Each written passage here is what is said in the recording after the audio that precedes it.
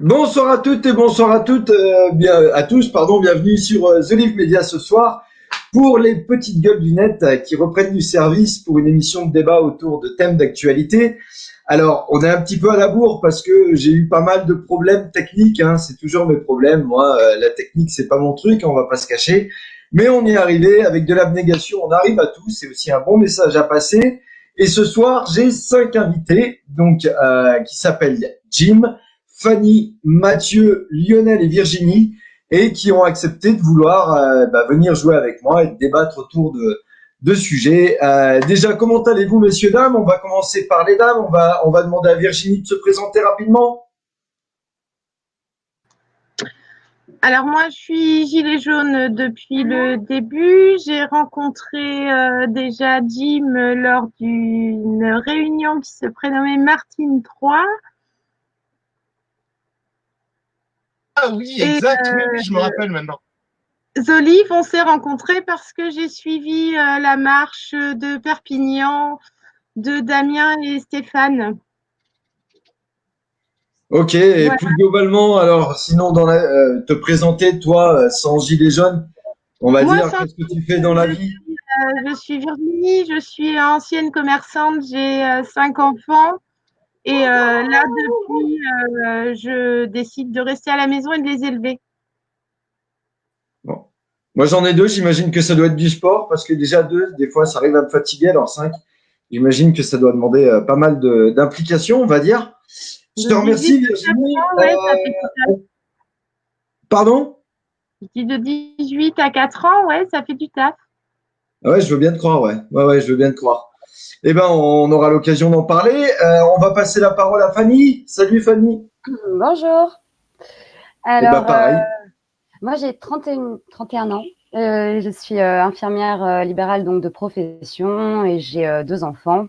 Je suis également une des gilets jaunes en fait, même si aujourd'hui c'est pas quelque chose forcément que je revendique, mais qui reste dans mes traits. Mais je suis gilet jaune de la première heure et tournée aussi depuis un petit peu de temps vers les médias et vers ce qu'on peut amener autrement que dans les manifs et d'autres manières en fait pour changer un petit peu le monde qu'on nous propose en fait. Bon, écoute, c'est plutôt une bonne présentation, on va dire. Après, on va attaquer du plus jeune au plus ancien, on va dire. Hein. Je les taquine un peu. On va attaquer par Mathieu Média. C'est moi. Bonjour à tous. Écoutez, moi, je suis média indépendant sur Clermont-Ferrand. Je m'appelle Mathieu. J'ai 15 ans et puis donc j'ai décidé de donner la parole un peu aux jeunes et de m'exprimer sur des avis de société qui concernent la jeunesse, etc., etc. Donc voilà, bon, moi je suis au collège, je passe au lycée l'année prochaine et puis voilà ma vie en gros. Écoute, c'est la vie d'un ado, hein, bien rempli. Eh ben, je te remercie. On va passer tout de suite la parole à Jim. Ouais, c'est pas dans l'ordre, hein. Non, moi je suis Jim, voilà. Non, je suis Jim de la page Journaliste 2.0, donc média, journaliste, éditeur et de l'association Acide. Donc je vais pas résumer tout ce qui se passe en ce moment, mais voilà, qu'on essaie de s'impliquer un maximum dans l'actualité, dans le journalisme citoyen. Bon, Jim que j'ai pu connaître à travers un média qui s'appelle T-Web, que je vous conseille vraiment toutes et tous parce qu'ils font des émissions de libre antenne et ils font des émissions avec des thématiques et des sujets. C'est vraiment très bien, honnêtement. Merci Jim. Lionel, c'est à ton tour.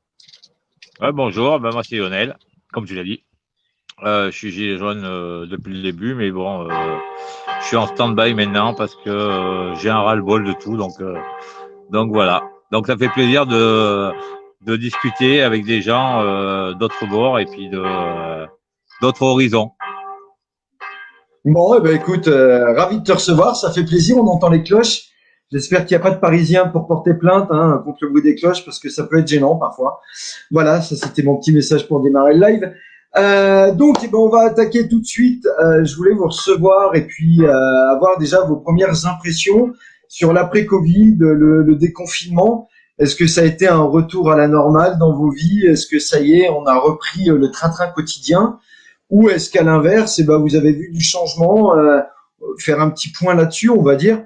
Et est-ce que vous avez peur de la crise qui arrive, parce qu'on annonce une très grande crise financière qui risque de pas mal endetter les uns et les autres. Donc voilà, je voulais avoir votre avis là-dessus. Qui veut commencer? Allez, j'ai vu Lionel en premier. Vas-y, Lionel, on t'écoute.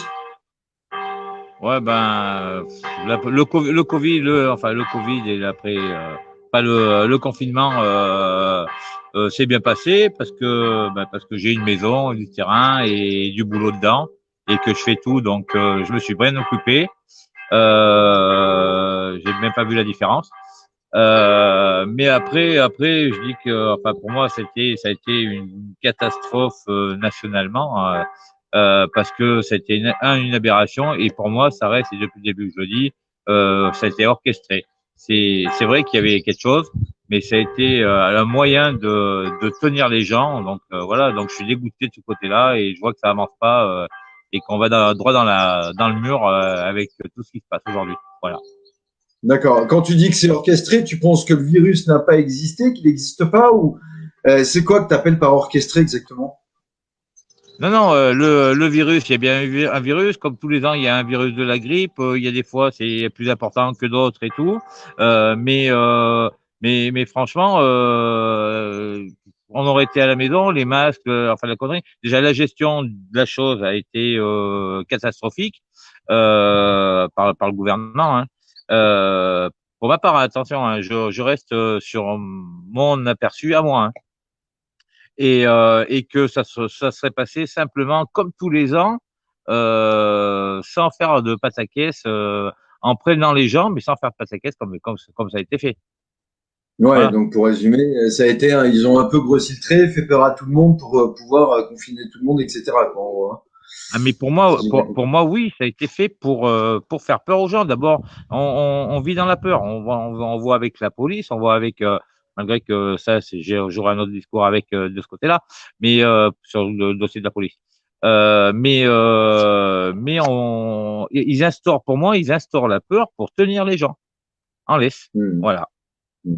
Donc Bon, voilà, merci. moi, c'est mon aperçu. Ok, merci Lionel. Je vais passer la parole à Fanny en fait parce qu'elle est infirmière libérale, donc c'est intéressant d'avoir son avis là-dessus. Comment elle a vécu elle le Covid par rapport à sa profession? Est-ce que maintenant justement elle voit encore une multiplication de cas? Tu peux nous en dire plus, Fanny? Alors moi, la plus grande chose que je peux dire, c'est que je sais pas en fait. Je suis pas clinicienne, je suis pas chercheuse, je suis pas tout ça. Je suis simple infirmière. Donc le virus, je l'ai jamais observé, je l'ai jamais vu. Bien sûr, je dis pas qu'il n'existe pas. Il y a des gens qui sont morts et tout. Mes respects, mes condoléances à ces gens qui sont partis. Cela dit, dans la gestion d'un virus, j'ai l'impression qu'en fait, entre le choix de droite et le choix de gauche, on a toujours pris le choix le plus mauvais, mais à chaque fois, systématiquement, dans chaque décision, ça a été la mauvaise décision des 2, des 3 ou des 1000 qui a été prise. À ce jour, on va avoir la deuxième vague. La deuxième vague, elle devrait pas tarder à arriver vu les manifestations mondiales qu'il y a partout avec un virus tueur. Soit les hôpitaux vont être tous remplis, soit c'est un virus saisonnier. Dans ces cas-là, il s'en va tout seul. Soit en effet, ça a été une belle opportunité pour pas mal de gouvernements de nous mettre un petit peu tous à mal enfermés. Alors dans le post-Covid, qu'est-ce que j'ai vu? J'ai vu des gens qui se jetaient au McDo, par exemple. J'ai trouvé ça un petit peu dommage parce que c'est une crise où on a essayé de tous se remettre en perspective, où beaucoup de gens ont essayé de remettre en perspective les valeurs de la vie, de l'essentiel, de retrouver la famille, de retrouver ce qui nous tient à cœur, de retrouver ce temps qu'on a perdu parce qu'on est dans une course effrénée à l'argent, à la communication, à l'audiovisuel, à tout ça. Et là, aujourd'hui, on sort de tout ça et le Covid, voilà. Et maintenant, on est dans la crise gouvernementale, identitaire, la crise dans autre chose, ce qui passe sous silence les personnes qui n'ont plus d'emploi, les personnes qui ne touchent pas le chômage, les personnes qui… Mais tout ça, c'est important. Et j'ai peur de ce qui va se passer derrière si on nous écoute pas, en fait.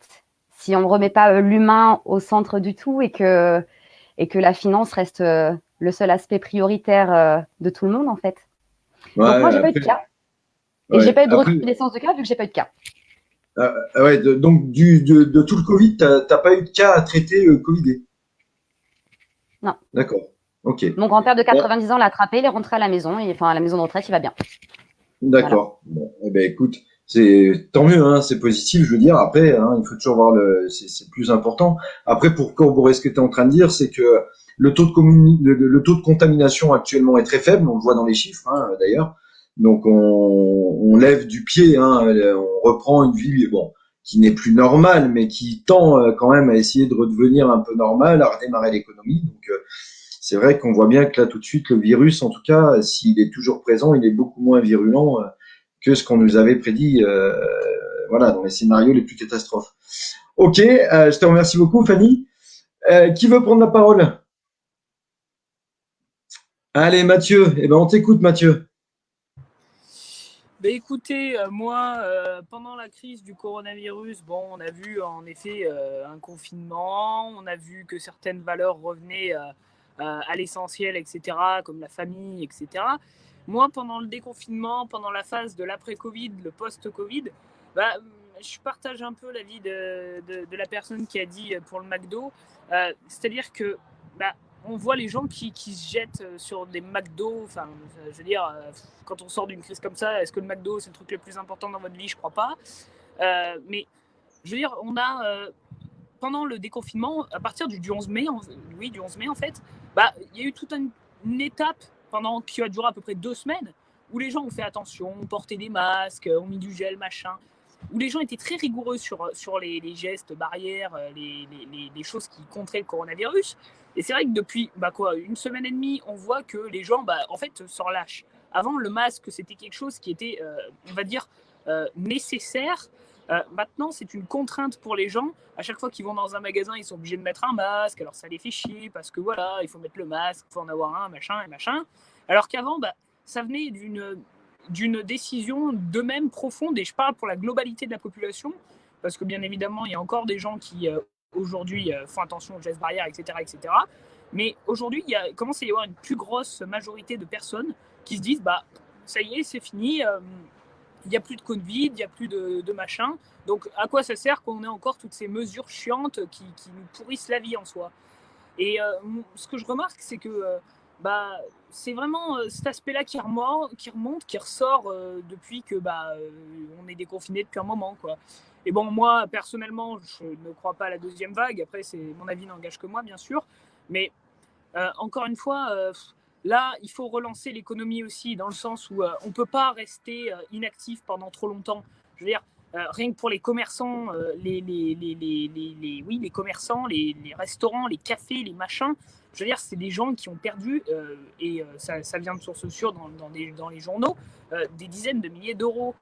Pendant 2 mois, ils ont été fermés. Et il y a encore aujourd'hui, à cause des protocoles sanitaires, des restaurants qui ferment pendant 2 semaines à cause d'un non-respect des gestes barrières, d'un non-respect du port du masque pour les serveurs, etc., etc. Et ces restaurants, ils sont contraints de fermer 2 semaines, alors qu'ils ont déjà eu 2 mois de fermeture. Donc pour moi, c'est un effet on a été très protecteur avant, et maintenant, on commence à délaisser un peu le côté protecteur, le côté attention à la santé, etc. Et on repart plus vers une économie, on va dire, normale, sans crise de coronavirus, etc. Voilà. Ouais, alors je rappelle quand même que t'es ado et que c'est rare d'entendre des ados forcément raisonner comme tu le fais, parce que là, c'était carrément de l'analyse économique et politique. Mais c'est vachement bien, hein. Et plus globalement, dans tes copains, parce que quand on est ado, on a une vie qui est pas forcément la même qu'un adulte, et c'est complètement normal, c'est légitime. Mais ils le ressentent comment? Est-ce qu'ils sont aussi à l'affût que toi de ce qui est en train de se passer, ou ils prennent un peu de recul et de détachement? Il y en a qui prennent du recul, mais comme on le voit dans l'émission que je fais, qui s'appelle Parole de jeunes, on voit qu'il y a vraiment 2 types de jeunes. Il y a les jeunes qui vont s'intéresser aux faits d'actualité, dans le sens où, quand on voit l'analyse que j'ai fait, dans le sens où on voit que les magasins réouvrent avec certaines précautions, etc. Je veux dire, pas forcément tous les jeunes vont se concentrer sur cet aspect-là. Moi, je connais très bien des jeunes qui s'en tapent de ça, en fait. Il faut mettre un masque, on leur dit de mettre un masque. Bon, ils mettent un masque et puis basta, quoi. Ils vont pas les chercher à midi à 14h pour savoir pourquoi il faut mettre un masque. Il y a des jeunes aujourd'hui, on leur a dit qu'ils étaient confinés, ok, ils sont confinés, mais ils ont suivi l'actu du coronavirus, et après, dès qu'ils ont été déconfinés, ciao, quoi. Donc, ça dépend vraiment des jeunes, quoi. Mais c'est vrai qu'il y en a qui font aussi des analyses dans ce sens-là. Donc, bon, ça, voilà, c'est variable, on va dire. Merci Mathieu, en tout cas, merci beaucoup. On va passer, avant d'écouter Jim, on va passer la parole à Virginie, parce que bon, bah, elle nous l'a dit elle-même, elle a été commerçante, donc elle connaît la réalité d'un commerçant. Elle va peut-être certainement pouvoir donner son avis là-dessus, et puis elle a 5 enfants, donc c'est pareil. Est-ce que tu as peur aussi de ce que certains annoncent, l'inflation des produits alimentaires? Parce que quand on a une grande famille, ça fait quand même des frais assez importants, et ça peut vite être pénalisant pour une famille comme la tienne. Alors oui, ça c'est sûr que c'est de toute façon une constatation. Depuis les Gilets jaunes, les produits de première nécessité, ils ont pris déjà pas mal. Ça va continuer et on part. Nous, on a la chance d'être en campagne, donc on part vers le jardin. Tout le monde est en train de recréer des potagers, de s'auto-alimenter. On a quand même pas mal de gens qui étaient déjà là avant, acteurs dans ce développement-là local. Donc, ça s'accentue, ça va dans ce sens-là. Après, pour nous, la campagne, on n'a pas trop ressenti le Covid, en fait. On est déjà en temps normal à vivre un petit peu indépendant. Et sur le coup, aujourd'hui, on voit quelques personnes avec le masque, mais sinon, tout est axé sans masque et on fait nos courses rapidement, normalement. Il n'y a pas ou peu de barrières. En tout cas, ce que tu dis, c'est très vrai. Bon, toi, tu es dans le Cher. Moi, par exemple, je suis dans le Puy-de-Dôme. On est dans des départements assez ruraux aussi. On voit, par contre, de plus en plus de gens qui se mettent au jardin. Des gens qui avaient des terrains, qui n'avaient pas forcément de cultiver jusqu'à présent, et qui là sont en train de dédier des parties de terrain de chez eux pour faire de la culture, parce qu'ils prennent conscience que l'agroalimentaire, ça va devenir dur dans le futur de plus en plus, et qu'il faut essayer de favoriser des solutions d'autonomie alimentaire. Il y en a vachement, ça se cultive vachement, quoi, c'est clair. Et là où je rebondis sur une chose que tu as dit qui est très vraie, c'est que il y a eu plusieurs sortes de confinements. Quelqu'un qui vit en milieu urbain dans un appartement, même parfois confiné dans 30 mètres carrés, dans des conditions assez spartiates, et quelqu'un qui vit à la campagne et qui a du terrain, qui entend le bruit des poules, il n'y a plus le bruit même le peu de bruit de voiture qu'il y avait, ils ne l'entendent plus. T'as l'impression que la nature reprend ses droits. C'est deux perceptions complètement différentes, à mon avis, de ce que pouvait être le confinement et le Covid. C'est ce que moi j'ai pensé pendant tout le confinement, c'est de penser à ceux qui, eux, étaient renfermés. Nous, on a la chance d'avoir les espaces, les prés autour de nous, on n'était pas réellement confinés. Ouais, mais c'est là que tu te rends compte, justement, je pense. C'est ce qui a amené justement à la réflexion de dire je prends peut-être le risque d'être dehors avec mes enfants dans le jardin, parce qu'on ne savait pas si c'était dans l'air, si c'était vraiment transmissible par quoi, par caisse. Et on a pris le risque, et c'est pour ça qu'on se rend compte que pourquoi notre région serait épargnée et que d'autres régions seraient plus touchées. Moi, je pense que ça, c'est vraiment une projection, le Covid, pour nous amener au projet AI, comme Covid-19 l'indique, et que du coup, on va vers une vaccination obligatoire. Et moi, aujourd'hui, ma défense et mon appel au secours, c'est surtout pour les 11 vaccins qui sont, eux, bien réels aujourd'hui, si le AI reste du futur ou peut-être des illusions, on ne sait pas trop, mais en tout cas, les 11 vaccins, eux, sont bien là, et les 11 vaccins sont vraiment poison pour les nouveau-nés. Vaccin obligatoire avant 3 ans, qui maintenant, l'école est obligatoire pour les 3 ans. Tout va ensemble. Oui, tout à fait. Non, mais c'est sûr. Après, il y a pas mal d'études qui ont été faites sur la dangerosité des vaccins. Aujourd'hui, on peut pas dire qu'on n'est pas au courant que les vaccins représentent un fort risque potentiel, en tout cas pour la santé. Ça serait voilà, l'aluminium a fait beaucoup polémiquer aussi. Bon, c'est certain que ça met en stress des familles quand tu as des enfants et qu'on t'oblige de par toi-même à injecter 11 vaccins dont tu connais pas forcément les conséquences sur du long terme. C'est quand même une sacrée décision qu'on fait pour nos parents là. Faut bien dire. Après, il y a les pour et il y a les contre. C'est toujours pareil. Voilà. Merci Virginie. En tout cas, je vais passer à la parole à la star du web, Jim. Alors, la star du web qui sait pas mettre un micro. Bon, je dois être celui qui me montre le moins et c'est moi que tu dis que je suis la star du web. C'est bien. Mais non, c'est la star de tes web, c'est pour ça. Je crois que Fanny voulait dire quelque chose. Elle a levé 2 fois la main. Ouais, bah, très bien. Ouais, je voulais juste dire un truc un peu tout bête sur l'épopée des masques, c'est que en fait, tant qu'on nous disait qu'on n'avait pas le droit d'en avoir, on en voulait, et maintenant qu'on en a de partout et que c'est obligatoire, on n'en veut plus. Voilà. Ouais, non, mais c'est ouais, très vrai. D'ailleurs, ils savent plus comment faire. Ils ont pas été capables d'anticiper. Et ce qui est incroyable dans cette histoire, c'est de se dire qu'ils le savaient dès fin décembre, on va dire, hein, décembre, janvier. Buzyn, qui est quand même ministre de la santé à ce moment-là, tire la sonnette d'alarme en disant attention, là, il y a un truc qui nous arrive plein badin, pleine gueule. Il va falloir anticiper. Tout le monde lui rit un peu au nez à ce moment-là. Hein. On va parler vrai. Il fallait pas pénaliser l'économie, il fallait pas pénaliser personne. On n'a rien préparé du tout en amont. Les entreprises ont été obligées elles ont pris ça dans la gueule très violemment. Ça arrivait du jour au lendemain.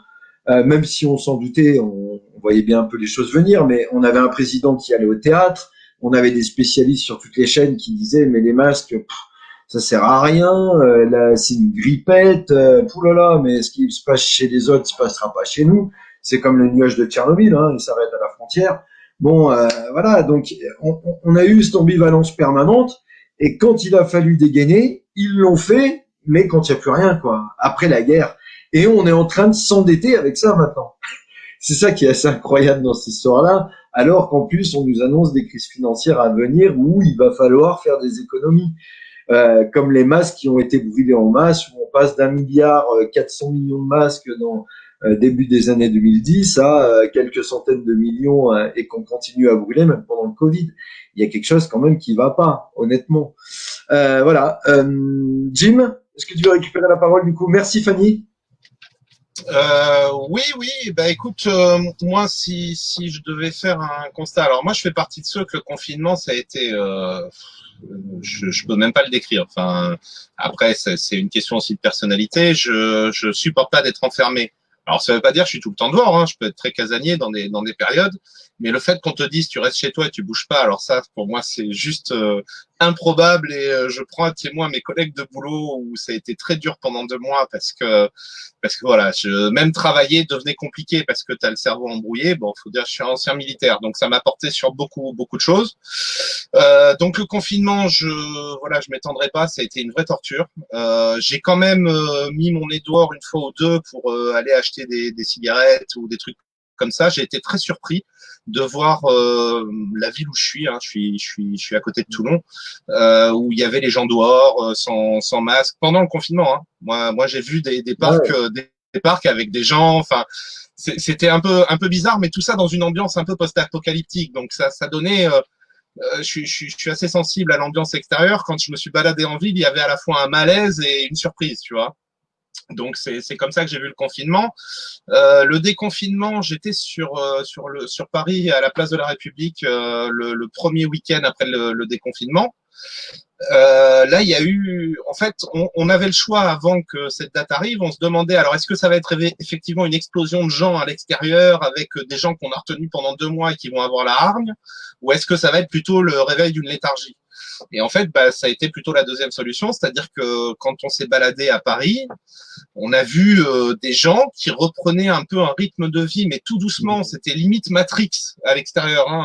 Je vous dis franchement, on croisait des gens un peu comme des zombies, avec des masques ou pas. Il y avait une moitié avec des masques, une moitié qui n'en avait pas. Et les gens qui se regardaient un peu en chien de faïence comme ça, se demandaient à voir un peu. Enfin, c'était une ambiance très très particulière, hein, et pas du tout dans la colère et l'agitation qu'on s'attendait. Donc le déconfinement, moi je l'ai vu comme ça. Après, ce que je pourrais dire de tout ça, ce qu'il faut bien prendre conscience sur le Covid, c'est que ce qui crée un peu la dissonance dont a parlé Fanny tout à l'heure, qu'on a l'impression d'aller à droite ou d'aller à gauche, en fait, c'est que le Covid, il y a 3 lignes de conduite qui sont radicalement différentes. Il y a la ligne de conduite politique, la ligne de conduite médicale et la ligne de conduite sociale.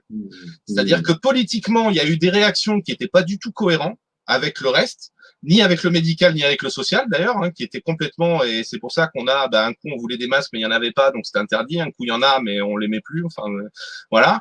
Et en fait, parce que le politique s'est intéressé à deux axes, lui, l'axe économique, forcément, et l'axe médiatique, puisque c'est ce qui lui donnait un peu son truc. Donc il y avait une dissonance entre ce qu'on voyait au niveau des médias, ce qu'ils essayaient de faire pour pas flinguer leur économie, et je précise bien leur économie, parce que si on avait voulu faire quelque chose pour sauvegarder l'économie, on aurait sauvegardé les commerces de proximité.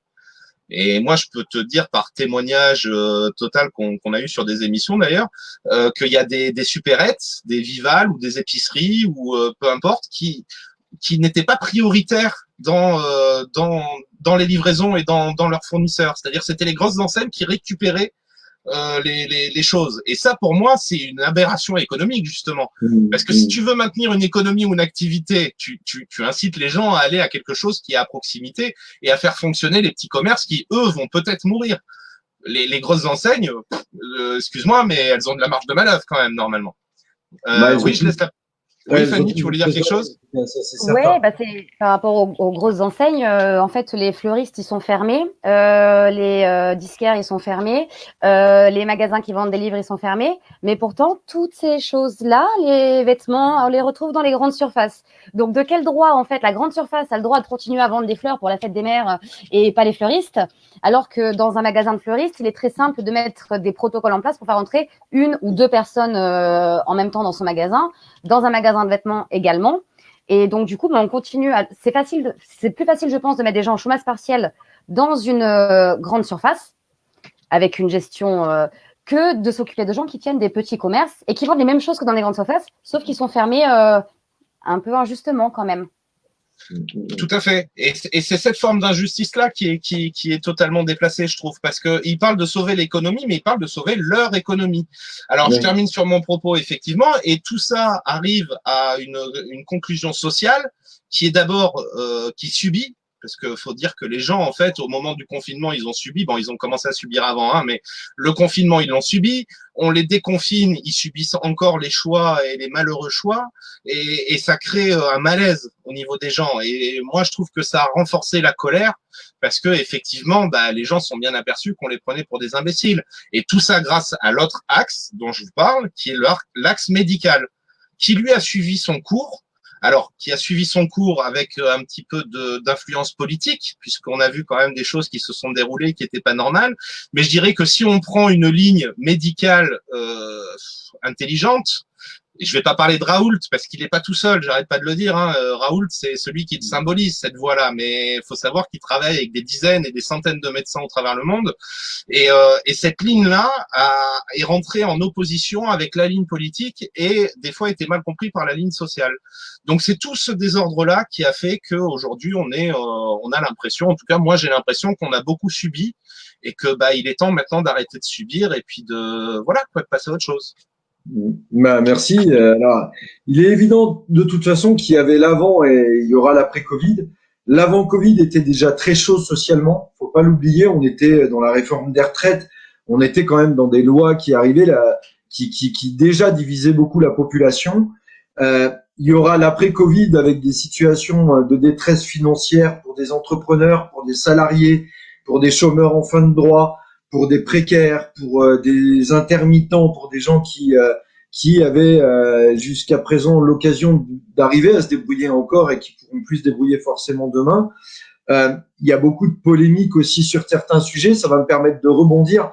La division, il y a eu quelque chose de beau, c'est-à-dire qu'il y a beaucoup de gens qui ont prôné le monde d'après en disant voilà, on va réparer tout ce qui ne va pas pour en faire quelque chose de plus beau et de plus cohérent par rapport au fait que là, tout le monde a pris conscience qu'on était des grains de poussière et qu'un virus pouvait tous nous exterminer finalement. Et il y a eu malgré tout des polémiques où des gens ont dit non, mais attendez, il faut continuer, la croissance, le développement, rembourser la dette, l'austérité. C'est pas parce qu'il y a eu ce virus-là qu'on peut effacer des dettes comme ça. Il faut faire des efforts. On va vous prélever de l'argent peut-être demain. On va faire les retraites. D'ailleurs, ça revient au centre des débats. Et dans le même temps, on se paye George Floyd en plein milieu de tout ça, qui vient être une bombe qui explose complètement à l'international et où on lance les polémiques sur les violences policières. Donc là, je vais vous demander de réagir par rapport à ça. Quelle image avez-vous de la police en général, et est-ce que vous comprenez qu'aujourd'hui les violences policières occultent presque le sujet même du Covid? Qui veut commencer? Allez, honneur aux dames. Virginie. Ouais, encore une fois, j'ai envie de dire qu'on n'a pas les mêmes polices et que le fait d'influencer les gens à aller à Paris, pour moi, c'est pas la solution. Je pense qu'on devrait commencer par se retrouver dans les campagnes, là où la police, elle est pas la même et où il y a peut-être beaucoup plus de dialogue possible. Tu penses que c'est aujourd'hui, selon l'environnement dans lequel tu pourrais militer ou faire des manifestations, c'est pas le même traitement pour toi? Ouais. Et tu l'expliques par le fait que quoi? Parce ils reçoivent les mêmes ordres à la base. Donc ça s'explique comment? Est-ce que les gens des milieux ruraux sont plus doux? Est-ce que ce sont les forces de l'ordre qui sont plus douces pour toi? Les forces de l'ordre sont plus douces. Elles n'ont pas la même protection. À Paris, vous avez des flics qui sont pas de Paris, qui viennent de l'extérieur, qui sont sous couvert, on va dire. Que dans les campagnes, c'est ceux qui sont localement là, qui vivent là. Et donc, ils n'ont pas la même répression face aux citoyens parce qu'ils ont plus d'identité. Tu peux les croiser en faisant tes courses, tu vois. Pour moi, hein, mon avis personnel, en tout cas, sur la différence de la police campagne et la police qu'on a à Paris, quoi. Et par rapport à l'affaire George Floyd, tu comprends que ça puisse créer de l'indignation en France et ramener à d'autres histoires. On parle d'Adama, on parle de... Je crois que George Floyd, c'est un peu fait aussi pour... en attendant qu'on est sur les violences, on a oublié le problème de la santé, quoi. C'est encore pour camoufler et repartir sur autre chose, peut-être. Ouais. Même si la violence policière, elle est là, mais on n'a pas réagi avant pour Steven, on n'a pas réagi pour le gosse de 14 ans qui s'est fait tabasser, là, presque laissé pour mort par des flics. Enfin, on défend un Américain qu'on connaît pas et en plus, on a doute de savoir si c'est pas un comédien, si c'est vrai ou pas. Excuse-moi, c'est pas notre combat. Ouais, non, mais c'est... Eh ben merci Virginie. Je vois que Jim piaffe d'impatience. Je le voyais tout à l'heure, là, remuer ses petits bras. Jim. Non, ouais, parce qu'il y a plusieurs choses dans ce que dit Virginie. Après, je suis pas forcément en désaccord. C'est vrai qu'en campagne, on remarque quand même que le maintien de l'ordre est un petit peu différent. Alors, ça peut se comprendre aussi, c'est que les objectifs, enfin les points sensibles ne sont pas les mêmes. Ils ont forcément renforcé un certain point sur Paris. Par contre, ce qui est pas vrai, c'est que en campagne, en fait, il faut savoir que les CRS normalement n'interviennent pas là où ils sont. C'est-à-dire qu'une compagnie de CRS n'intervient pas dans sa ville. Une compagnie de CRS est envoyée dans une autre ville pour justement qu'il n'y ait pas ce problème-là de copinage ou autre. Normalement, réglementairement, c'est comme ça.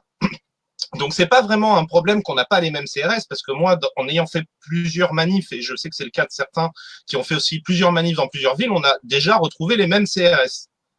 Par contre, effectivement, il va pas y avoir forcément les mêmes personnes en face, les mêmes manifestants en face. Il va peut-être pas forcément y avoir les mêmes points sensibles sur place. Va peut-être pas y avoir les mêmes enjeux. Il y a tout un tas d'éléments qui font que, effectivement, à la campagne, tu seras forcément moins violenté. Je parle bien de la campagne. Il y a des grosses villes où c'est pareil, qu'à Paris, il n'y a pas de souci. Mais à la campagne, c'est beaucoup plus rural, c'est différent. Après, l'autre truc que je voulais dire par rapport à George Floyd et tout ça, bon alors déjà, je sais plus qui c'est qui disait ça, mais je suis assez d'accord avec ça. George Floyd, l'équivalent, c'est en aucun cas Adama Traoré. C'est pas Traoré. C'est là où ça se rapproche le plus, ça se rapprocherait de Chouvia. D'accord, de la mort de Chouvia. Floyd, mort à peu près dans la même circonstance. Voilà, Floyd, ça ressemblerait plutôt à ça. Alors là où je suis d'accord avec Virginie, c'est qu'effectivement, on n'est pas aux États-Unis, c'est pas la même chose. D'un autre côté, si on veut un mouvement mondial ou en tout cas international qui contre le système, qui comprend aussi les violences policières, il y a intérêt à ce que tout le monde se sente concerné aussi. C'est un autre point de vue.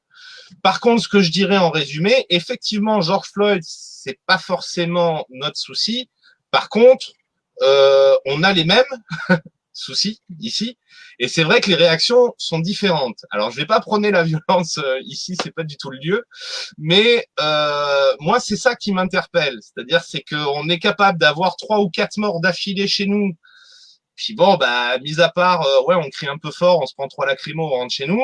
Là-bas, ils ont renversé 4 villes, quoi. Direct. Ouais, Donc, mais c'est sûr, ouais, c'est incomparable. voilà. Donc les réactions sont forcément pas les mêmes. Voilà, pour X raisons, on peut les expliquer, on peut en débattre, mais on n'a pas la même chose. Moi, je suis pas forcément pour faire des manifs pour George Floyd. Par contre, je suis pour que cet exemple vienne nourrir tous les exemples que l'on a et que ça soit mis exactement au même rang et au même classé pareil qu'un Steve, qu'une Zineb ou qu'une pour moi, c'est pareil. À partir du moment où il y a une personne qui s'est fait violenter de manière totalement injuste, enfin, en tout cas disproportionnée, et qu'en plus elle y trouve la mort, il y a un réel problème. Et le problème, c'est qu'on le retrouve un peu trop souvent ces derniers temps. Voilà, moi, Ouais, c'est et mon puis avis. ce que tu dis par contre est vrai dans le sens où bon, on prend là on parle beaucoup d'Adama Traoré, mais il y a des autres affaires hein, où il s'appelle Yamni à Clermont-Ferrand qui est toujours en instruction d'ailleurs. Il y a aussi Steve Canisso, Zineb Ebouna, Zineb Redouane sur son balcon. Il y a tout un ensemble de familles qui ont été endeuillées dans des circonstances un peu occultes, on va dire, et qui mériteraient aussi un traitement particulier. Là, il y a la ministre de la Justice, Belloubet, qui a proposé à la famille Traoré de venir et qui s'est pris un vent, hein, parce qu'on appelle ça un vent, en leur disant attendez, il y a une séparation entre l'État et la justice, c'est pas bien là ce que vous faites. Et donc on voit qu'on intègre des pièces à conviction qui n'avaient pas été traitées jusque-là dans l'affaire Traoré également, mais on comprend pas qu'on le fasse pas pour tout le monde. Soit on fait ça pour enfin on le fait pour tous, mais pas pour un en particulier. Ça, au bout d'un moment, ça a presque plus de sens, je trouve. Et que là, on est en train d'instrumentaliser la mort d'Adama en la comparant vraiment parce qu'il est noir, parce qu'il y a ce cliché-là, quoi. J'ai envie de dire. Hein. Et c'est pour moi, après, ça me regarde que moi aussi. Je trouve que c'est dommage de pas arriver à fédérer tous ces gens-là toutes ces causes en même temps. Voilà. Mathieu, j'ai vu que tu voulais t'exprimer. Ouais, je vais parler un peu pour les violences policières là. Alors c'est vrai que je partage l'avis de Jim et Virginie sur le fait que faut pas comparer quoi. Enfin, au bout d'un moment, la police des États-Unis n'est pas la même que celle de la France. Elles n'ont pas les mêmes règles, elles n'ont pas les mêmes lois, elles n'ont pas. Puis il faut savoir aussi qu'aux États-Unis, il y a le port d'armes. Le port d'armes, ça veut dire que à partir du moment où tu as un permis d'armes, tu peux porter une arme. Enfin, tu peux avoir une arme aux États-Unis. Donc après, ça change aussi les réactions de la police. Donc pour George Floyd, est-ce que... Alors déjà, il faut savoir que c'était un mec qui était quand même sous stupéfiant au moment de son arrestation, qui sortait de prison, qui avait un casier. Tout ça, ça peut... je ne vais pas pardonner ce qu'a fait le flic, parce que bien évidemment que c'est impardonnable, c'est pas justifiable, etc. Mais c'est des circonstances qui peuvent comment dire, qui peuvent se comprendre dans le sens où le mec était sous stup, on ne savait pas s'il avait une arme, on ne savait pas quelle aurait été sa réaction, même si bon, il était maîtrisé largement par le flic, on le voit sur les vidéos d'ailleurs très facilement. Mais bon, c'est vrai que après moi, je me place à la place du flic et je me dis comment j'aurais réagi. Et le problème, c'est que je ne sais pas comment j'aurais réagi. Certes, sa réaction était fortement disproportionnée. Hein. D'ailleurs, bon, c'est impardonnable. Hein.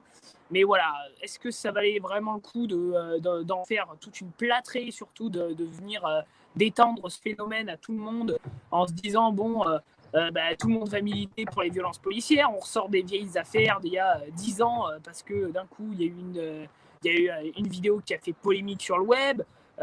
Et puis, bon, je ne suis pas du tout raciste, hein, qu'on soit bien clair, mais est-ce que si c'était arrivé à un blanc, on en aurait fait toute une histoire comme ça?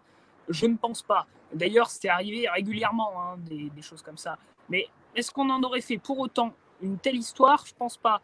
Après, moi, j'ai rien contre les Noirs, j'ai rien contre les Arabes, j'ai rien contre personne, mais dans le sens où, vu qu'il y a beaucoup de gens racistes, mine de rien, on peut croire on peut se dire même que le policier était raciste, et c'est pour ça, de mon point de vue, que ça a fait un tel débat de partout. Après, sur les violences policières en France, je veux dire, Il y en a comme partout, hein. Il y a des brebis galeuses dans la police, il y en aura toujours. Et bah voilà, faut pas faire non plus, de mon point de vue, faut pas faire une généralité de la police. Ouais, alors c'est extrêmement intéressant tout ce que tu viens de dire parce que ça, c'est les débats qu'on entend actuellement entre les pro-police et les anti-police, les pro-banlieue et les anti-banlieue. Donc là, tu as mis les pieds dans le plat et moi, ça me plaît. Là où je te rejoins, c'est que tout tourne autour de Traoré actuellement et que les défenseurs de la police disent, regardez le passé de la famille Traoré. Donc là, on va carrément exposer tout le passé judiciaire de la famille Traoré, qui, quoi qu'on en dise, est malheureusement rempli. Donc ça donne aussi des arguments aux pro-police en disant, regardez cette famille d'enfoirés que vous défendez, c'est une honte, vous êtes contre la police, mais vous défendez des crapules. Donc, par rapport à cette famille spécifique, c'est vrai qu'ils se servent de ça. Ça, je suis complètement d'accord avec toi. Après, il y a un autre débat qui est de dire, bon, il y a eu l'affaire Camélia Jordana, qui dit, voilà, moi, alors elle le dit de manière complètement, pour moi, exagérée, où elle dit, quand on habite en banlieue, on va travailler le matin, on se fait massacrer. Bon, j'ai vécu un petit peu en banlieue, je connais des gens en banlieue, ils se font pas massacrer. Qui est par contre des effets de discrimination en banlieue spécifiques à la banlieue, pour ma part, mais j'ai pas la science infuse. Je pense qu'effectivement c'est indéniable et qu'on n'arrive pas à faire la distinction entre des gens qui enfreignent la loi et des gens qui sont tout à fait respectables et qui font tout pour s'en sortir et qui justement sont discriminés au quotidien et qui doivent faire 2 fois plus d'efforts que les autres. Et eux, on les met dans le même sac que tout le monde et on les traite comme les autres et même c'est parfois des victimes de violences policières ou de contrôle aux faciès. Et ça, c'est absolument, pour ma part, je trouve ça pas normal. Chacun voit midi à sa porte après. Voilà. Et comme le dit Lorella, les violences n'ont pas de couleur. C'est-à-dire que vous pouvez être policier, vous pouvez être citoyen. Il y en a pas un qui prévaut d'être meilleur que l'autre. Sauf qu'il y a des gens qui ont des armes et des uniformes et le pouvoir et d'autres qui ne les ont pas. C'est l'unique différence, mais c'est la différence fondamentale dans tout ça. Lionel, je vois qu'il piaffe d'impatience. Alors, il parle tout seul, Lionel, donc c'est bon signe. Non, non, désolé, je parle pas tout seul. J'ai une invitée avec moi, mais voilà. En plus, à côté, je vous écoute et tout. Si vous voulez sur ce sujet qui m'intéresse vraiment, le sujet du jour, la police, le racisme dans la police. Mais ce que je voulais dire, qu'on en avait parlé déjà, le racisme, il y en a partout. Il y en a partout. Il y a du racisme, comme on nous fait voir tous les jours, mais il y a aussi du racisme anti-blanc. Il y a aussi la police n'est pas plus raciste qu'ailleurs, qu'un charpentier, qu'un charcutier, ça je regrette. Il faut bien y aller dedans parce qu'il faut bien le combattre, ça c'est sûr. Mais il y a du racisme partout. Donc moi ça me fait rire. Enfin, ça me fait rire. Non, ça me fait rire à moitié. Ça fait même des fois gerber d'entendre tout ça, de voir l'histoire Traoré, de voir tout à l'heure vous parliez de Georges Claude. C'est vrai qu'on a pas rien à foutre. C'est dramatique, ce qui est arrivé. Hein. C'est un geste, c'est dramatique. Mais franchement, ça ne nous concerne pas. Et par contre, ça c'est fait pour éteindre ce qu'on disait. L'histoire, regardez, Macron l'a annoncé, il relance les retraites, le dossier sur les retraites, sur le machin. Ça a tout été oublié et on oublie tout comme ça. Et par contre, il y a des, je veux revenir, il y a des bons flics. Alors, je connais pas Paris. Moi, je me bats contre les flics. Enfin, je suis en colère contre les flics et tout. Je vais me faire incendier derrière. Quand les chiens galeux de Castaner, tout ce qu'on voit à Paris, taper sur les manifestants, sur les pacifistes, je dis bien.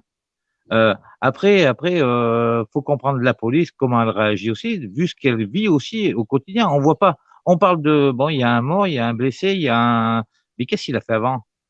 C'est toujours pareil. Il y a le contexte d'avant, le contexte d'après, et on prend le fait, on médiatise ça, mais l'avant ou l'après, c'est quoi? C'est ça qui est intéressant. Et à qui ça profite tout ça? Toujours au même, toujours au même. Ils sont, on est depuis des années, c'est pas date pas de Macron et tout, on est sur un système de diviser pour mieux régner. Et tout est fait pour diviser. Et on le voit aujourd'hui, tout est fait pour diviser. On essaye de se rassembler, on divise. Donc, faut se poser un moment les bonnes questions et bon, arrêtez d'écouter BFM TV, ça c'est clair. Ouais. Voilà, en gros. Donc, Ah, mais c'est voilà une ce que très je bonne voulais dire. réflexion. Après, la police, c'est l'éternel débat. On les encense pendant les attentats de Charlie Hebdo. On est tous à les acclamer, à les faire passer des héros. Et le lendemain, c'est les pires brebis galeuses de la société. Parce que justement, on peut pas. Ouais, Fanny, je te vois. Allez, je te vois brûler d'impatience. Fanny, c'est à toi. Vas-y.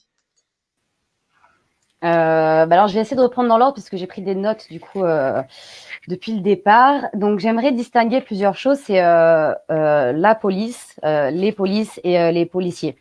La police, il y en a de partout dans le monde. C'est quelque chose dont on a besoin.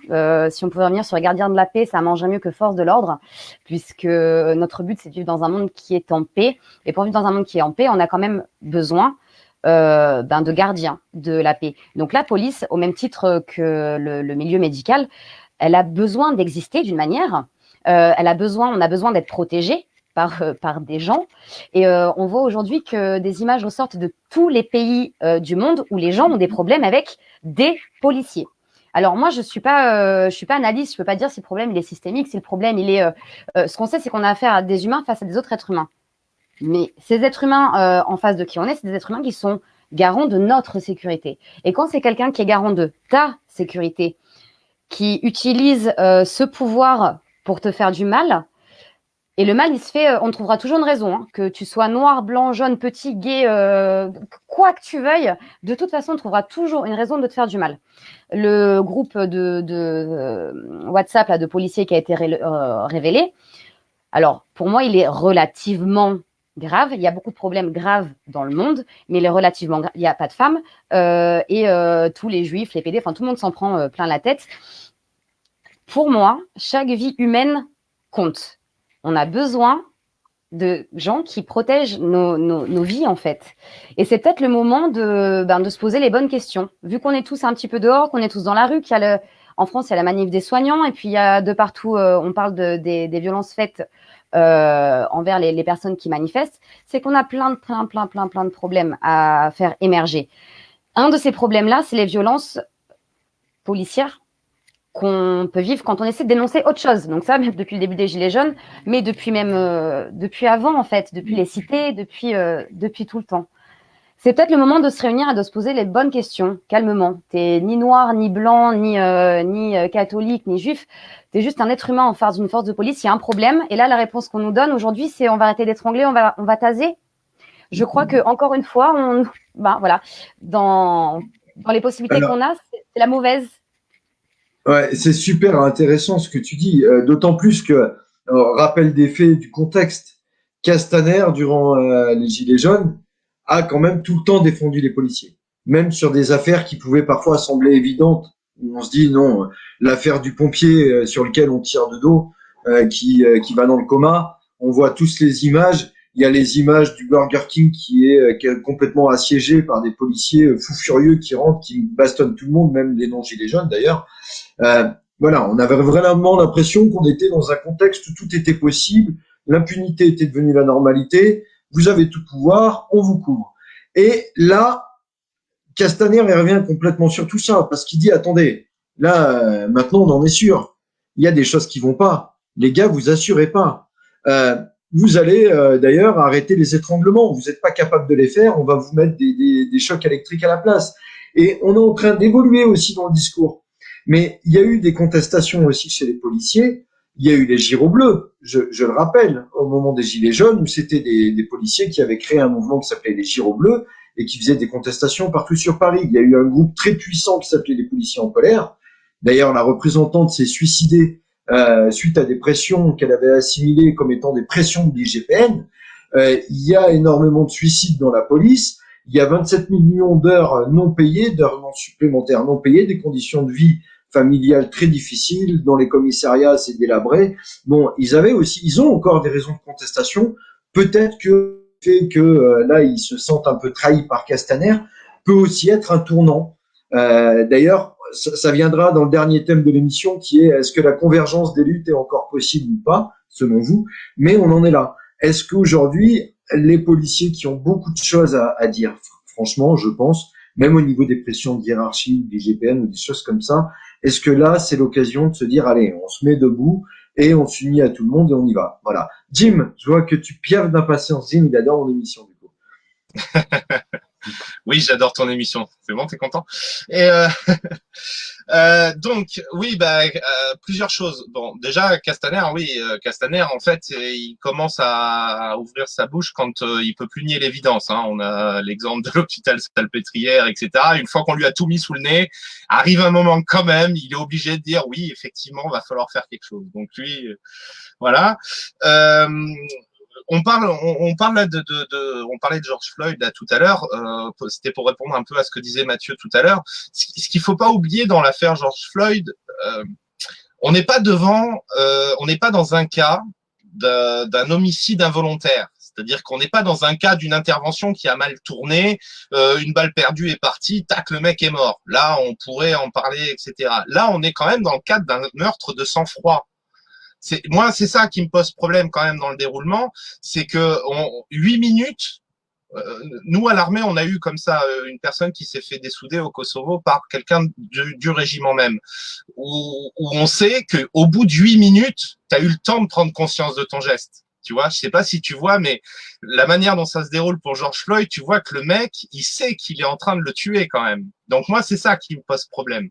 Alors ça me pose problème aussi parce que attention, on peut dire ouais effectivement bon ça arrive, ok, mais c'est pas le rôle de la police de punir. Le rôle de la police c'est d'arrêter les gens et de les mettre à disposition de la justice. Voilà quel est son rôle à la base.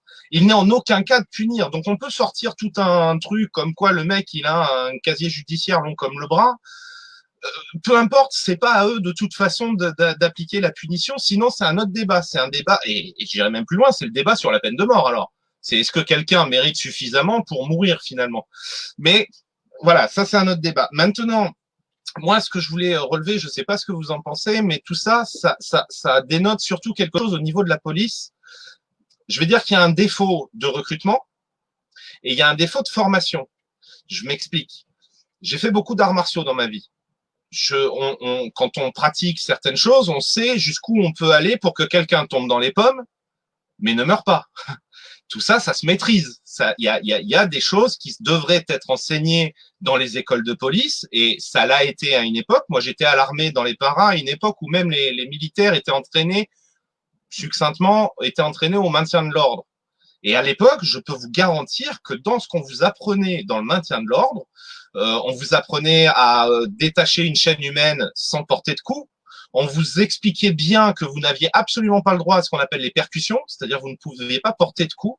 Vous aviez juste la possibilité de faire des clés de bras pour essayer de maîtriser quelqu'un. Voilà comment était fait le maintien de l'ordre. Je vous parle de ça, c'était dans les années 2000, entre 99 et 2004. Ça, c'est ce que moi j'ai appris.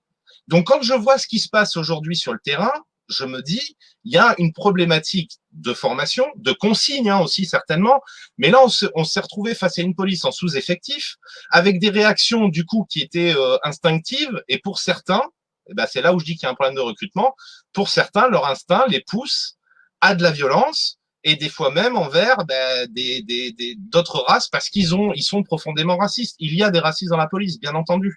Alors, juste, je termine avec ça, je fais une parenthèse. Combattre le racisme, ce n'est pas rendre tout le monde identique. Ce n'est pas dire on est tous pareils. Ça, c'est mon avis, ça n'engage que moi. Pour moi, combattre le racisme, c'est déjà admettre que tout le monde est différent.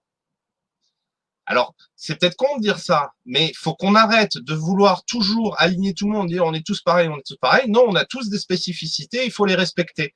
C'est qu'à cette condition-là où on tolérera qu'on soit tous égaux, mais tous différents. Voilà, c'était juste c'était exactement, c'est ma vision en tout cas. Et c'est ça qu'on oublie dans tout ce qui se passe en ce moment, c'est qu'on essaie d'opposer des blancs, des noirs, etc. Faut arrêter avec ça. Il y a des blancs, il y a des noirs, ils sont pas pareils. Il y en a pas un qui est supérieur à l'autre. Par contre, quand il y en a un qui meurt, c'est pareil. On est tous humains. Voilà. Non, mais après, je trouve que tu résumes très bien la situation. Alors moi, pour ma part, par exemple, je trouve que le racisme, on devrait appeler ça plus un rejet de l'autre. C'est l'indifférence de l'autre. C'est ce qu'il représente en tant qu'entité. Comme je disais tout à l'heure, les Parisiens vont dans le milieu rural et vont porter plainte pour un coq ou un son de clocher. C'est du racisme rural.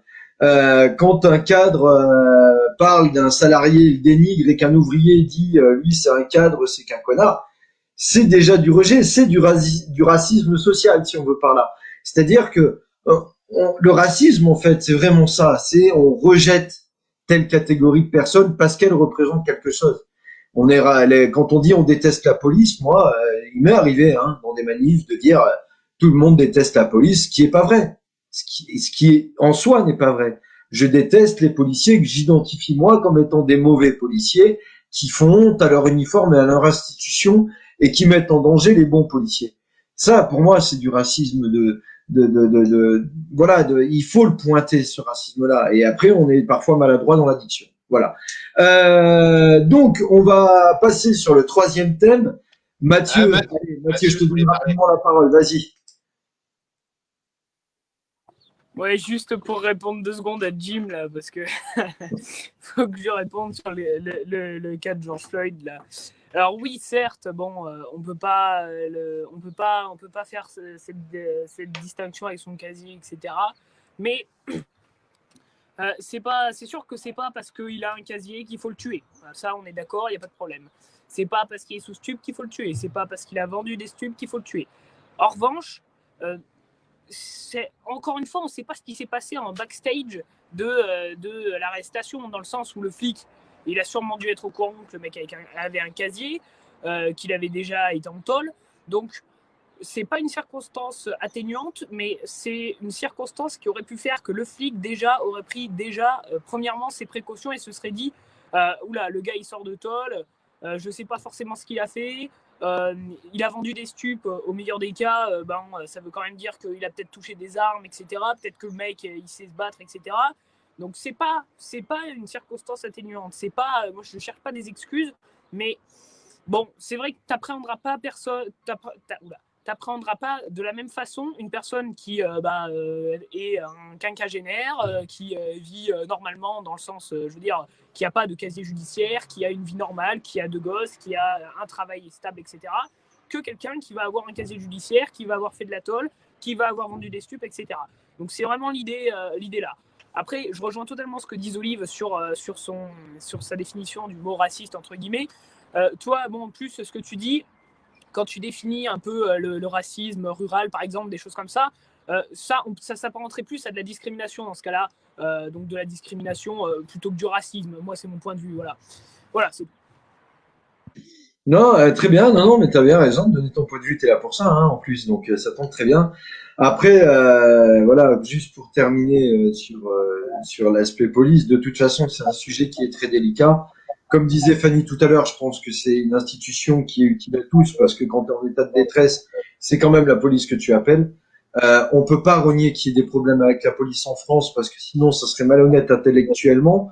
Il y a les gens qui sont partisans de dire on va encore en profiter pour appuyer là où ça fait mal et foutre la merde, entre guillemets. Il y a ceux qui prônent un peu plus le dialogue et qui disent attendez, on va pas s'entretuer parce que c'est comme ça que ça va se terminer au bout d'un moment. Essayons de nous mettre autour d'une table et essayons de plus faire de tabou. Il y a un tutoiement beaucoup plus facile aujourd'hui quand tu te fais arrêter, même quand t'es blanc. Moi, ça m'est arrivé récemment où le mec arrive, il est en uniforme, tu me donnes tes papiers. Je suis désolé, c'est un service public. Le salaire de ce mec est financé par les impôts que je verse. La moindre des choses, c'est de me dire vous. Tu peux me dire la même chose, mais tu me vous vois. C'est une marque de respect. Moi, quand je vois un policier, je peux lui dire hey, le flic là, oh viens là. Ça aussi, c'est insupportable. C'est dans les deux sens pareil. Sauf qu'il y en a un qui porte un uniforme et qui représente la loi et qui a signé pour être irréprochable. Un citoyen, lui, à l'inverse, il n'a pas signé pour être irréprochable. C'est comme ça depuis la nuit des temps. Par contre, il y en a un qui punit, l'autre pas. Voilà, moi, c'est tout ce que je pense. Donc, je vais passer au troisième sujet juste pour le timing. Je te passe la parole après Virginie, parce que j'ai vu que tu voulais prendre la parole. C'était juste pour lire 2-3 commentaires en fait, des gens qui nous écoutent. Il y a Eric Martin qui dit désolant, c'est certain, mais belle manipulation au moment opportun où la colère gronde et où les entreprises meurent. Hop, on divise sur le racisme pour dévier. Opinion publique sur d'autres sujets. Belle manipulation à gerber. Et on a 2-3 Ouais, commentaires alors, aussi, ce serait bien de les lire très de bonne temps idée, mais à c'est comme autre ça qu'on pour apprend. Donc, merci de ta contribution. Ça me aucune. permettra d'y penser naturellement. Mais tu vois, des fois, c'est un peu dur. Mais voilà, Eric Martins qui dit non. On a quelqu'un qui nous dit aussi que pour les policiers, il y a des policiers qui sont bons, mais qui, eux, subissent aussi au niveau de leur brigade par d'autres, et qui, donc, pour eux, c'est l'enfer aussi Tout à s'ils fait. agissent pas D'ailleurs, comme ils je doivent conseille agir. une très bonne interview de Noam Amoir sur The Live Media qui revient sur les sujets des pressions hiérarchiques. Il est policier, il a travaillé à la brigade antiterroriste de Paris, dans des services intérieurs, donc il est bien placé pour le savoir et il est syndicaliste chez Vigie. Il y a Eric Martins qui dit désolant, c'est certain, belle manipulation au moment opportun où la colère gronde, où les entreprises meurent, hop, on dévie sur le racisme pour dévier l'opinion publique sur d'autres sujets. Belle manipulation à gerber. Voilà, donc il dit que ça permet d'occulter le reste. Ce n'est pas parce que Lorelai qui dit ce n'est pas parce qu'on n'a pas les mêmes lois et le même système que des violences policières disproportionnées arrivent en France sans être une généralisation. Beaucoup de blancs violentés en manifestation sans justice ni union générale sur les mêmes violences. Les violences n'ont pas de couleur. Aline qui dit je pense qu'il y a assez de problèmes chez nous sans s'occuper des autres pays. Désolé, vous ne pensez pas que tout cela est fait pour qu'on oublie notre situation. Eddie Verratti qui parle lui de la violence de la police sur la communauté des gens du voyage. Ils subissent ça depuis leur existence et on va pas rappeler l'histoire, quoique on n'a pas écrit dans les livres d'histoire. Il fait référence aux gens du voyage qui ont été malheureusement pendant la Seconde Guerre mondiale chassés par les Allemands et chassés par les Français après. Voilà. Les flics ont bien fait qui font bien leur métier, ils subissent le racisme, mais aussi les comportements fachos au sein de leur brigade, pas facile pour eux. Bien parlé Fanny, bonne analyse Fanny, voilà. La convergence c'est possible, voilà. Je vous laisserai regarder un peu dans la liste. Il y a Eddie qui dit aussi sans police c'est l'anarchie dans le monde. C'est une question qu'on peut se poser effectivement. Et L'Oréal qui revient sur la politique et la médiatisation, la manipulation politique et médiatique dans le corps même de la police qui en paye les pots cassés avec les citoyens. Voilà. Donc la dernière partie, parce j'ai dit mon timing, hein, vraiment j'y tiens. La dernière partie, elle va porter elle sur la contestation sociale. Donc là, on va sortir un peu du débat. Ça peut corréler, mais vraiment votre avis là-dessus. Un calendrier très chargé pour l'avant l'été. L'été, historiquement, il se passe pas grand-chose habituellement, on verra cette année. Et à la rentrée de septembre, est-ce que vous croyez réellement que tous les foyers de contestation, parce qu'il y en a énormément aujourd'hui, vont arriver une fois pour toutes à converger main dans la main, ou est-ce que pour vous c'est grillé, c'est impossible? Qui veut s'exprimer là-dessus? Pas tous à la fois. Alors, Fanny, pardon. Fanny. Non, mais je prends le premier tour, du coup, comme je vois que personne n'est motivé, ça va lancer les Super. troupes. La convergence, bon, j'ai jamais été super militante avant, mais très concernée par ce qui se passe dans le monde, l'écologie, les inégalités, les injustices, et j'ai toujours été contre sans forcément essayer de lutter contre, en fait. Et puis on a chacun nos vies, nos façons de faire. On va au McDo, à Zara, enfin, on n'a pas le temps, quoi. Donc à un moment donné, il y a les gilets jaunes qui sont arrivés.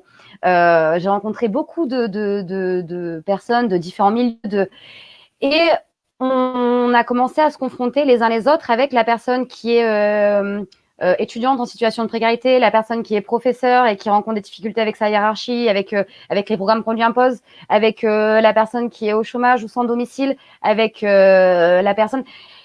Et on a réussi à un moment donné à construire un espèce de petit quelque chose où on marchait tous la main dans la main en avançant et en se disant bon, on a tous des problèmes différents. Peut-être si que toi t'écoutes le mien et moi j'écoute le tien et qu'on bougera pas de la place tant que nos deux problèmes seront réglés, peut-être on s'en sortira.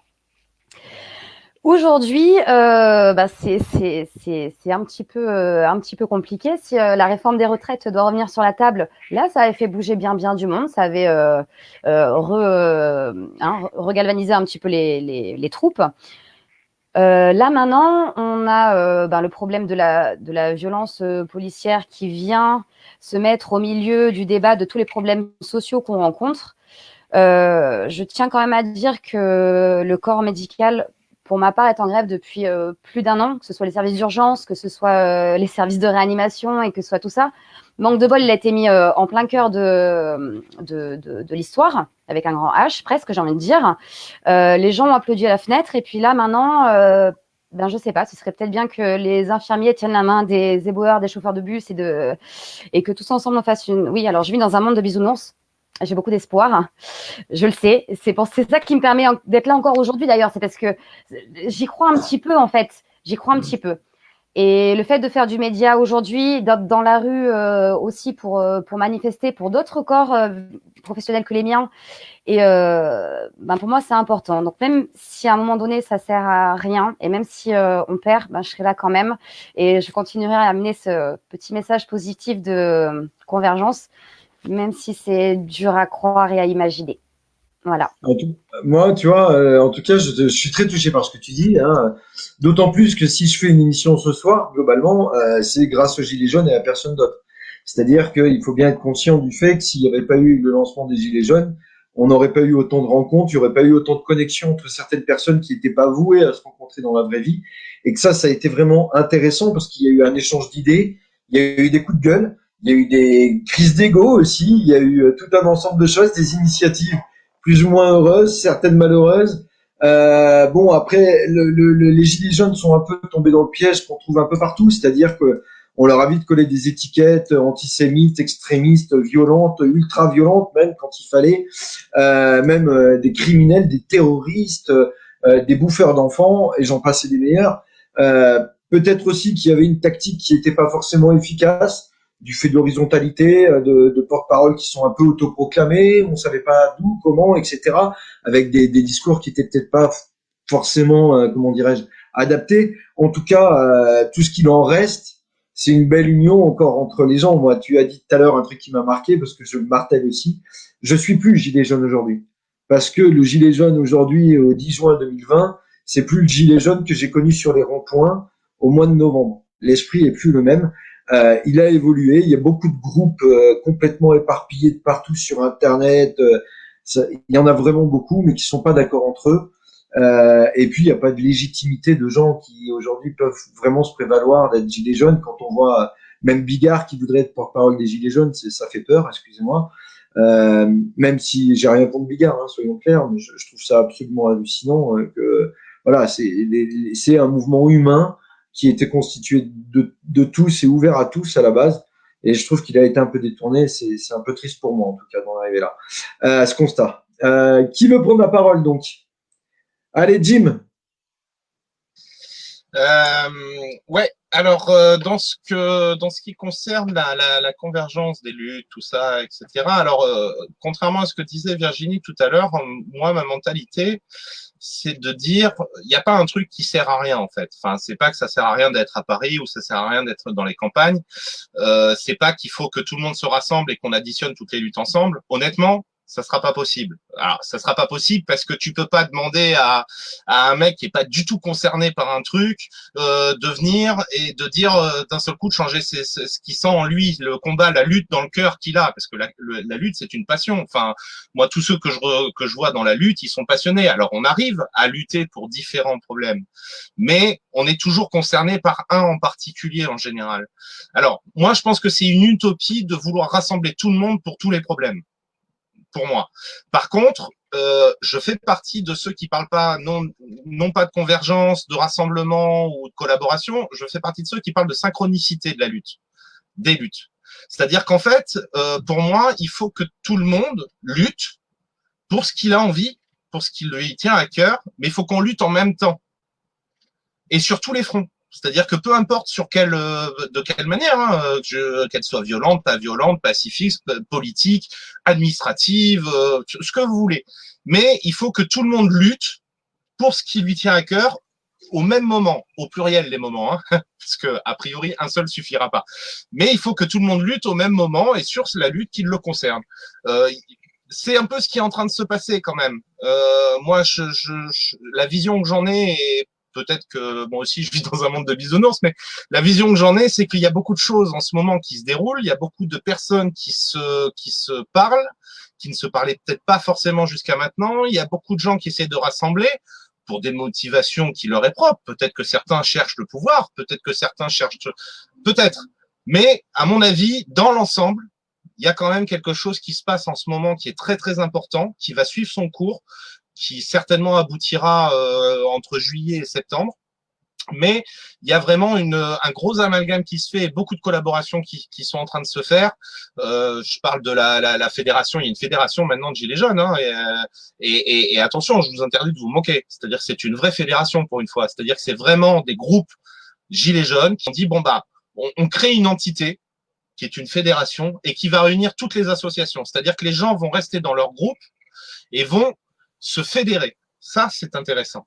Et je parle des Gilets jaunes, il y en a d'autres. Il y a tout un tas d'autres groupes qui sont en train de discuter les uns avec les autres pour dire, bon, bah là, maintenant, il va falloir y aller. Ça existe dans l'informatique, ça existe au niveau d'autres un petit peu plus engagés. Donc moi, pour moi, j'ai encore espoir, j'ai beaucoup d'espoir. Je vois les choses se mener. Même au niveau média, hein, on pourra en parler, mais même au niveau média, il commence à y avoir des collaborations et des convergences qu'il n'y avait pas forcément avant.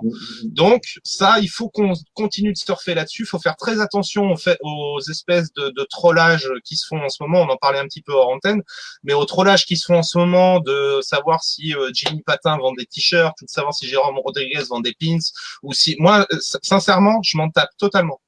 S'ils ont envie de vendre des pins parce que ça va leur apporter de quoi se déplacer et fédérer un peu plus en France, ça me va très bien, je m'en tape. Si j'ai pas envie de pins, je vais pas acheter de pins. Voilà. Donc faire très attention à ce qui tourne en ce moment. Il y a des choses dont il est temps qu'on s'en foute en fait et qu'on s'intéresse vraiment au combat en lui-même et pas forcément à ceux qui le font, mais à ce qu'il faut faire pour le mener. Voilà. Moi, c'était ce que je voulais dire. Merci Jim. Alors j'ai bien écouté ce que tu as dit avec attention. Après, moi, ça me fait rebondir sur une autre question qui est de dire agir tous au même moment, chacun avec sa lutte, mais est-ce que toutes les luttes peuvent se mêler au même moment? C'est surtout ça la question de fond, et c'est surtout ça où je pense qu'il y a des difficultés malheureusement, parce que on a beaucoup parlé des Gilets jaunes. C'était un débat qui a tellement occupé l'opinion publique pendant des mois et des mois, qu'on a presque mis dans l'ombre certains combats comme les infirmiers, comme la SNCF, comme la RATP, comme certaines fonctions, agents publics, même agents du privé, des femmes de ménage en grève dans des grands hôtels parisiens, des travailleurs clandestins, etc., etc. Mais il y a des gens qui veulent pas non plus ce qu'on dit, on mélange pas les torchons et les serviettes. Et dans la lutte sociale, je trouve qu'on en est un peu là aujourd'hui. Jim, je te laisserai la parole, promis, parce que je vois que depuis tout à l'heure, là, je te mets en colère. C'était juste pour rajouter un truc par rapport à ce que tu es en train de dire et par rapport aux commentaires que je vois passer. Quand je parle de fédération, là, ça se passe au niveau des Gilets jaunes. Moi, ce que je constate, honnêtement, c'est qu'il y a énormément et de plus en plus de groupes citoyens en colère. Je pourrais vous en citer, hein, vous passez par Citoyens de France, Citoyens en colère, Citoyens qui sont en colère et jeunes. Il y a énormément de groupes. C'est pas seulement Gilets jaunes. Moi, je me revendique pas Gilets jaunes spécialement, mais par contre, il y a énormément de groupes citoyens qui se déroulent. Et ça, c'est vraiment très important de le noter, quoi. Ouais. En tout cas, il y a beaucoup d'initiatives et c'est plutôt positif de se dire, malgré tout, même si les gens s'entendent pas, au moins ils sont déjà dans la perspective de dire il faut changer les choses. Donc, il faut toujours voir le positif, hein, je pense. Virginie, pardon. Oui, moi je pense qu'il faut, je suis assez d'accord avec Jim sur le fait que chacun a sa motivation, mais que plus personne a d'excuses de rester chez soi en fait. Et donc le départ du gilet jaune, c'est que chacun a pris, comme on disait à l'époque, prends ton sac à dos, ta bouteille d'eau, ton sandwich et viens passer la journée. C'est un peu cet esprit-là. Aujourd'hui, on a tous notre raison d'être en colère et chacun a sa raison de sortir dans la rue et quel que soit l'endroit. Après, je comprends, moi j'ai fait les deux et je comprends que Paris puisse s'effrayer puisque Paris, c'est être dans un jeu où on voit d'un côté la guerre, d'un côté les gens qui font leurs courses et de l'autre côté un autre groupe de manifestants qui sont avec les instruments de musique et où on danse et on chante et on fait la fête. Il y a vraiment trois mondes en un et c'est assez surprenant. Tout à fait, tu fais bien de le souligner. Pour la petite histoire, Clermont-Ferrand était la ville la plus pacifique de France au niveau des Gilets jaunes. Hein, vous pouvez le vérifier, ce que je suis en train de dire. La seule fois où il y a eu un rassemblement national à l'appel d'autres Gilets jaunes que ceux du local, c'est parti en guérilla urbaine le 23 février. Après, chacun a sa version des faits. La préfecture a la sienne. Moi, j'étais média ce jour-là, j'ai la mienne. où on tombe carrément dans un piège souricière. Il fallait que ça pète. Ça a pété, ça a bien pété. Il y a eu de la casse. Il y a eu des gens qui étaient descendus, qui n'étaient pas gilets jaunes à ce moment-là, justement, et qui ont cassé et qu'on a laissé faire, pour moi, en tout cas au niveau des instructions données aux forces de l'ordre. Et on s'en est pris au même. Mais c'est vrai que dans ce que tu dis, il y a des endroits où ça se passait très bien, d'autres où ça se passait moins bien. Mais il y a aussi dans le traitement média, je trouve, une centralisation sur Paris ou les grandes villes, Toulouse, etc., où on avait l'habitude de voir des situations très tendues et on occultait tout le reste, et ce qui poussait pas les gens à vouloir venir avec ces gens-là, alors que finalement c'était peut-être là qu'il aurait fallu commencer. C'était un bel élan, en tout cas. Il en restait quelque chose, quoi. Je sais pas ce que t'en penses. Je pense qu'il faut repartir à la base et qu'il y a un lieu qu'on a en commun tous, c'est nos mairies. Et que nos premiers représentants, c'est les maires. Et que c'est à eux de se débrouiller du bordel du peuple, commune par commune, et de les secouer eux pour que ça secoue plus haut. Coluche disait, faut taper en bas pour que la merde remonte. On ne s'est pas vraiment attaqué tous à nos maires. Et pourtant, c'est ce qui fait la majorité des citoyens nous représentant sur l'ensemble du territoire. D'ailleurs, pourquoi il n'y a pas eu, selon toi, plus de gens de gilets jaunes qui se sont constitués pour attaquer les municipalités, mais en tant que candidature, finalement, en disant, voilà, on va se réapproprier, nous aussi, le pouvoir local, celui de maire. Il y en a eu. Il y en a eu pas mal. Il y en a, oui, mais alors faudrait. L'étiquette du gilet jaune est plus favorable. Tu penses que c'est un frein aujourd'hui? Ah ouais, carrément. Je suis gilet jaune, je le garde dans le cœur parce que quelque part, j'ai pas envie d'oublier d'où je viens dans ce mouvement. Mais aujourd'hui, c'est mettre un gilet jaune, c'est de tendre le bâton à te prendre des coups. Ouais, par rapport à toutes les étiquettes qu'on a pu leur coller, l'extrémisme, les racistes. Ouais. Ah, Qui veut intervenir? Lionel, je te laisse. Merci beaucoup, Virginie. J'essaie de faire tourner. Lionel. Ouais, ben, j'interviens sur ce que vient de dire Virginie. D'abord, il y a un gros exemple qui vient de tomber et tout. Est-ce que vous avez écouté mademoiselle ou madame Traoré là qui parle en tribune sur les gilets jaunes et qui traite les gilets jaunes de fachos? Elle s'est fait reprendre par une gilet jaune qui est dans la manifestation, enfin pour manifester avec eux, et que je vois Jim qui s'énerve là. C'est pour ça. Et que non, je dis dans l'arbre de. Juste sur cette vidéo-là, il faut la juste remettre dans son contexte. Elle date de 2018. Elle est ressortie maintenant de façon stratégique. Et textuellement, dedans, elle dit les gilets jaunes qui sont fascistes. Non, mais alors, elle traite quand même les gilets jaunes de fachos. Alors, les gilets jaunes qui sont fascistes. Pas les gilets jaunes qui sont fascistes. Les gilets jaunes qui sont fascistes. Non. Elle traite les gilets jaunes de fachos. Non, alors attends. On mettra les liens en commentaire. Ça sera très bien, justement. Je vais juste intervenir là-dessus parce que c'est vraiment très important que les gens comprennent ça. Elle ne dit pas que les gilets jaunes sont fascistes. Alors, on en a parlé tout à l'heure en plus avec Fanny. Ce qu'il faut faire très attention avec ce genre de vidéos, surtout quand elles arrivent, quand c'est une vieille vidéo qui tombe juste à ce moment-là. C'est quand même énorme. Faut quand même le noter. Ce qu'il faut faire très attention avec ce genre de vidéo, c'est que quand on veut saisir le sens d'une vidéo comme ça qui dure 2-3 minutes, faut retrouver l'original et la regarder en entier. Parce que c'est là où tu vas comprendre le sens vraiment de ce qu'elle a voulu dire. On va pas se mentir, des gilets jaunes fachos, il y en a. Il y en a, puisque les gilets jaunes représentent toutes les masses de la société. Donc, il y en a certainement qui ont des idées. Mais comme des flics. On est d'accord. Non, mais on est tout à fait d'accord. Et je ne jette absolument pas la pierre à un groupe plus qu'un autre là en disant ça.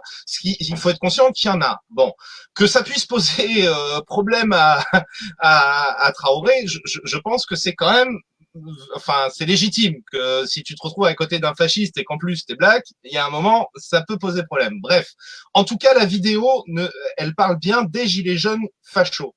Pas que tous les gilets jaunes sont fachos. On a eu exactement, et je vais reprendre cet exemple, on a eu le même exemple avec Philippe Pasco, pédophile.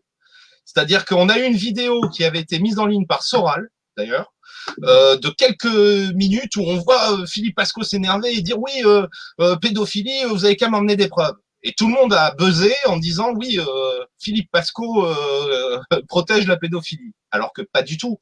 Si on reprend ce genre de vidéo, on s'aperçoit qu'il y a un journaliste qui est en train d'insister pour lui faire dire quelque chose.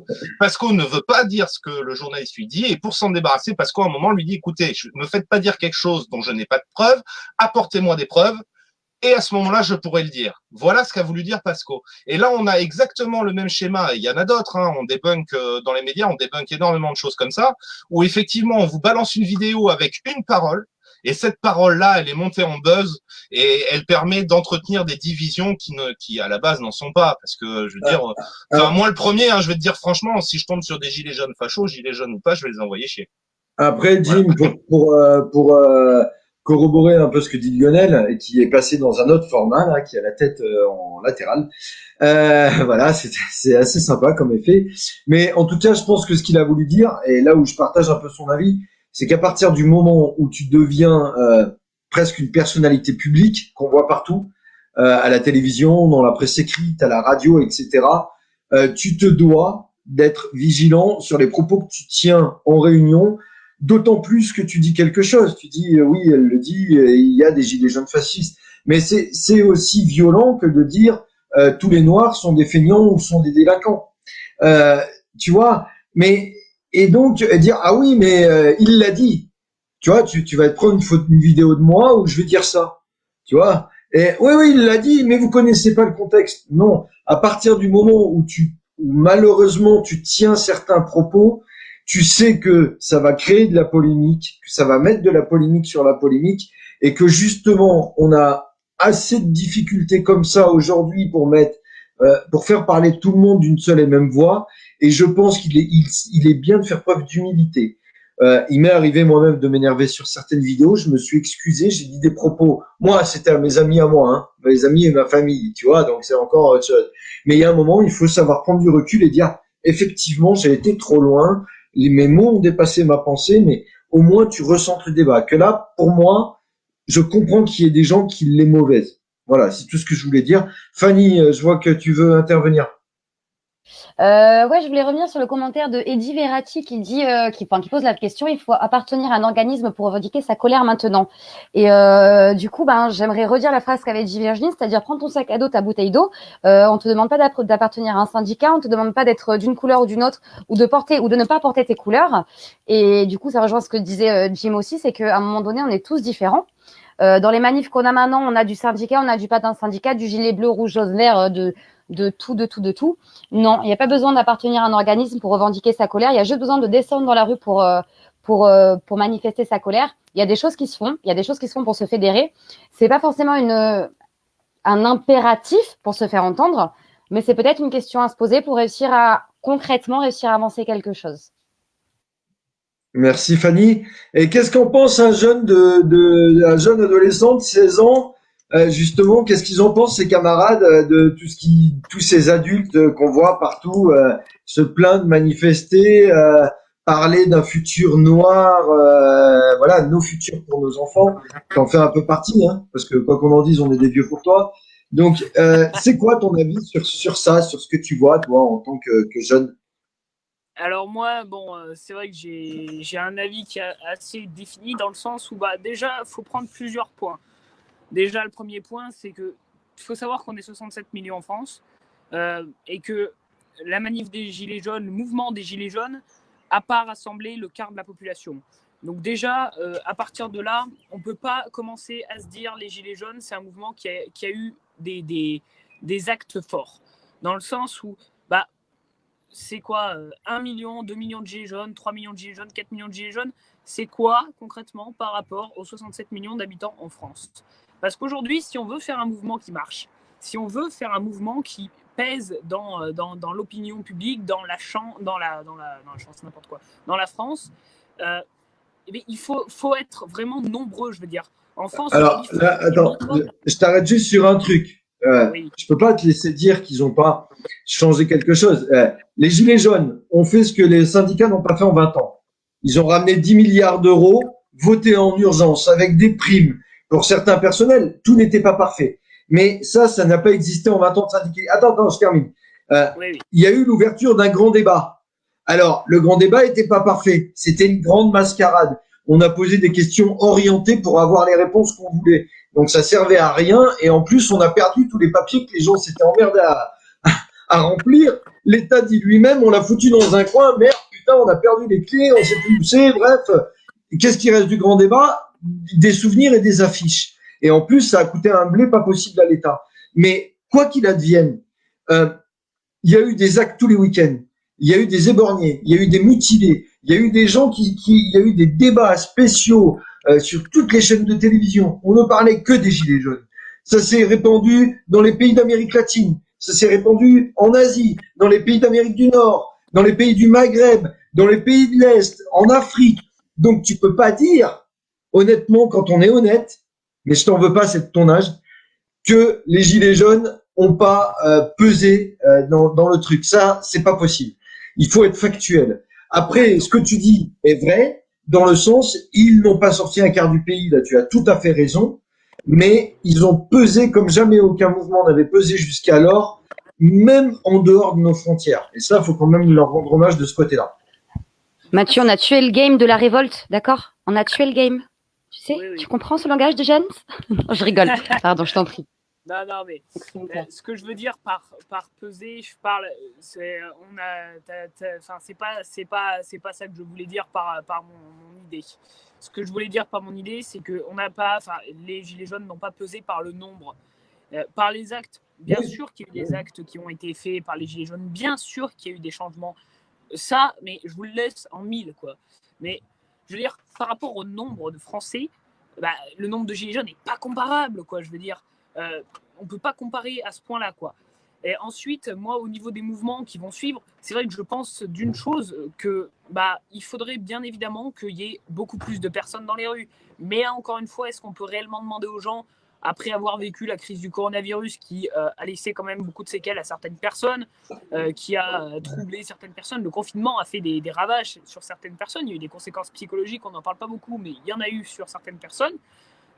Mais est-ce que ça vaut vraiment le coup tout de suite, je veux dire dans les 2 mois là, est-ce que ça vaut vraiment le coup d'aller bananer et en rajouter une couche avec des manifestations, des machins qui vont bouleverser un peu le pays encore une fois, parce que mine de rien, des manifestations, on en dit ce qu'on en veut, mais les violences policières, on en parle à la télé, on en parle, quand vous allez en ville, on voit les manifs des violences policières, on voit ces genres de choses-là. Donc, est-ce qu'aujourd'hui, on peut réellement dire que dans 2 mois, il faudrait absolument qu'il y ait la moitié des Français en France, que tout le monde se bouge le cul pour sortir, que tout le monde aille manifester? De mon avis, je ne pense pas. Après, bien évidemment, sur le long terme, il est évident qu'il va falloir faire une action, hein, parce que c'est. Alors, c'est typique. Je rebondis. C'est typiquement ce que disent les gilets jaunes. Eux, ils parlent pas de long terme, ils parlent d'urgence. Quand tu es en urgence, il faut un feu. Quand il vient de se manifester, il faut l'éteindre tout de suite, sinon la maison brûle. Et eux, ils te disent, c'est maintenant là. C'est pas dans 10 ans qu'il faut agir, c'est maintenant. Après, tu poses une question du nombre qui est extrêmement intéressante. Les gilets jaunes ont dit, attendez, il y a un truc que je comprends pas. Pendant des mois et des mois, on a été des sondages d'opinion, tout le monde, une majorité de Français, 85% des Français interrogés étaient pour les gilets jaunes. Et on le retrouvait pas dans la rue. Et les gilets jaunes ont dit à ce moment-là, comment se fait-il que vous soyez 80% d'un pays à dire vouloir nous soutenir et qu'on ne vous voit pas. Et donc, chacun se renvoie la balle. Parce que les non-gilets jaunes vont dire, attendez, c'était pas mal votre truc, mais vous étiez pas nombreux quand même. Et les gilets jaunes vont dire, vous avez vu ce qu'on a fait? Et pourquoi vous klaxonnez? C'est comme moi, quand j'étais dans des ronds-points, j'entendais beaucoup les gilets jaunes dire, si le nombre de klaxons correspondait au nombre de mecs présents dans le rond-point, on révolutionnerait la ville en 1 heure. Eh ben, c'est un peu vrai. Et là, tu vois, je suis objectif. J'étais gilet jaune, certes, mais là, je redeviens objectif. J'ai fait des ronds-points avec des grandes manifestations. Il y avait réellement, dans les gens qui croisaient en voiture, un gros soutien populaire à ce moment-là. Les klaxons, les gilets jaunes sur les tableaux de bord, tout signe qui permettait quand même de dire, allez, on est là, on vous soutient, etc. Mais on le retrouvait pas dans la rue. Je vais te laisser rapidement répondre et puis je pense que je vais faire le tour parce que tout le monde veut répondre. Ouais, rapidement, ouais. Ouais, bien sûr que il y a des gens, il y avait, comme tu l'as dit, il y a 85% des gens qui étaient d'accord avec le mouvement des Gilets jaunes, sauf que il y a aussi d'autres facteurs à prendre en compte. Toi, tu vois ton point de vue aujourd'hui, même si tu n'es plus Gilet jaune, même si tu es objectif, Tu vois, un point de vue d'un J'essaie. ancien. Ouais, non, mais, non, mais tu l'es relativement. Moi, je trouve que tu es assez objectif quand même. Mais je veux dire, tu as été ancien gilet jaune, donc tu as cette image, c'est vrai, des gens qui klaxonnaient, qui soutenaient les gilets jaunes, etc., dans leur voiture, dans la rue, etc. Sauf que le problème, c'est que y a trop de conséquences à ce que, par exemple, une personne ne va pas aller manifester. Premièrement, peut-être que cette personne, dans le laps de temps où il faut manifester, elle a peut-être autre chose à faire, elle a peut-être à avoir sa famille, elle a peut-être à aller acheter des trucs dans les magasins. Je veux dire, il y a des gens pour qui c'est une priorité de manifester et de revendiquer son avis dans des manifestations, mais il y a aussi d'autres personnes qui soutiennent le mouvement, mais qui ne vont pas forcément aller dans la rue, parce que mine de rien, on en dira ce qu'on veut, mais les manifestations, ça a quelque chose de dangereux aussi, c'est un regroupement, mine de rien. Même si les gilets jaunes en soi ne sont pas dangereux, du moins pas la majorité, bien sûr, mais je veux dire, il y a toujours des éléments perturbateurs dans les manifestations qui sont des casseurs, il y a les violences, les violences, les gazages des policiers, on le voit dans une de tes vidéos, là, justement, Zolive. Je veux dire, tout ça, ça refroidit les gens dans le sens où ils se disent, mais putain, je vais aller à une manifestation, je vais me faire gazer ou je vais me faire taper sur la gueule. Donc, en même temps aussi, on peut pas demander aux gens d'aller dans les manifestations comme ça, en leur montrant à la télé des manifestations qui se passent mal, en se faisant gazer, alors qu'il y a des manifestations qui se passent très bien, sans gaz, sans jet de pierre, sans machin.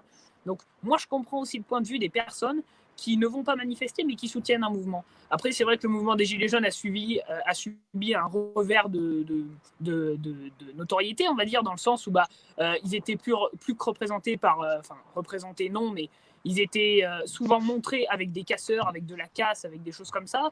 Donc, forcément qu'au bout d'un moment, les gens, ils voient ça à la télé, et ça, je le mets sur le dos, mais entièrement des médias télévisés à la télé, style France 3, France 2, machin et tout, qui ne montrent que les points négatifs, qui ne montraient à la fin que les points négatifs des Gilets jaunes, c'est-à-dire les jets de pierre, les jets de pavés, les gazages, les pillages, les casses. Donc, au bout d'un moment, je pense que ça a été victime de son succès et qu'aujourd'hui, s'il fallait refaire un mouvement, il ne faudrait pas l'appeler les Gilets jaunes, et je partage l'avis de la personne qui disait ça tout à l'heure, j'ai oublié qui c'était, désolé, mais il ne faudrait pas l'acheter, il ne faudrait pas le nommer les Gilets jaunes, il faudrait trouver un nouveau nom, et puis il faudrait faire ça d'une autre manière, mais au moins les Gilets jaunes, ça aura permis de faire un coup d'essai, ça aura permis d'améliorer des choses dans la société, et ça aura permis de fonder peut-être plus tard un mouvement qui sera 10 fois plus performant.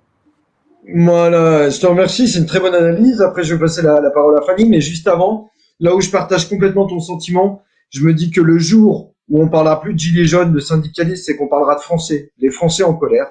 Là, on sera vraiment dans le vrai et que on pourra avancer une fois pour toutes dans la contestation, parce que on enferme beaucoup tout mouvement de contestation derrière des étiquettes, derrière des drapeaux, derrière des bannières, etc. Et on oublie le fondement même qui est de dire que on est habitants du même pays, on est tous dans la même galère, qu'on s'aime pas, qu'on le veuille pas, on rame ensemble, et que le jour où le bateau coulera, on coulera tous ensemble. Il y a des gens qui seront mieux lotis que d'autres pour pouvoir s'en sortir, mais ça durera qu'un temps, et que il est incroyable qu'on fasse pas appel à l'intelligence collective et à la volonté qui existe dans ce pays, parce qu'il y a des talents absolument incroyables, et qu'on pourrait aisément sortir de cette situation. Donc je partage ton sentiment là-dessus. Fanny, c'est à toi. Alors moi, je voulais juste revenir un tout petit point sur les Gilets jaunes, c'est qu'on a été méthodiquement détruits par tous les bords et par tous les points, qu'il y avait des choses qui se construisaient très très bien. Notamment, j'ai passé énormément de temps sur le camp du Canet des Morts, où c'était un lieu de convergence assez énorme et de construction, où ils avaient fait des tours Eiffel, une tour Eiffel en palette, la pyramide du Louvre. Ils avaient fait, vraiment, il y avait un effort collectif au sein de ce camp et quelque chose qui se construisait assez fabuleux, qui a été détruit. Donc même si on avait essayé d'exister par d'autres moyens que la contestation dans la rue, de toute façon on a été balayé de partout. Donc après, comme tu dis, c'est difficile de revenir dans la rue pour se manger des claques. On n'a pas trop envie en fait. Cela dit, il y a quand même une urgence et il y a d'autres moyens de lutter. Pour ceux qui veulent pas être forcément dans la rue, par exemple, lutter pour son autonomie alimentaire tel que Virginie le fait, c'est un moyen de lutte pacifique, de résistance absolument génial contre le système capitaliste, contre les poisons qu'on veut nous mettre dans la bouffe. Et on a tous un moyen de faire en fait, on a tous un moyen de lutter et un moyen d'amener une pierre à l'édifice. Le tout, c'est de réussir un petit peu à s'entendre. Et pour revenir sur ce que tu disais, Zolive, je suis d'accord. Hein. Quand le bateau il va couler, on va tous couler ensemble. Seulement, dans le bateau, il y en a qui rament et il y en a qui fouettent, dans l'immédiat. Voilà. C'est très joliment dit et c'est tellement réaliste que je te laisse les derniers mots là-dessus, il n'y a pas de problème. Hein. Merci d'ailleurs, hein, Fanny. Jim, allez, je te passe la parole. Après, je passerai la parole à Lionel ou Virginie, un des deux qui voudra répondre, ou les deux en même temps. On fait la cacophonie, c'est pas grave. Jim. Ouais. Alors sur le mouvement des gilets, alors moi j'aime bien dire une chose, c'est que le mouvement des gilets jaunes, ça a été l'allumette qui a allumé la mèche, qui est encore en train de brûler. Je sais pas jusqu'où elle va brûler, mais bon, les gilets jaunes, faut pas les, c'est ça, faut pas les mettre de côté. Enfin, je dis pas que quelqu'un les met de côté, mais ça a été très important ce soulèvement. Je suis d'accord avec Fanny.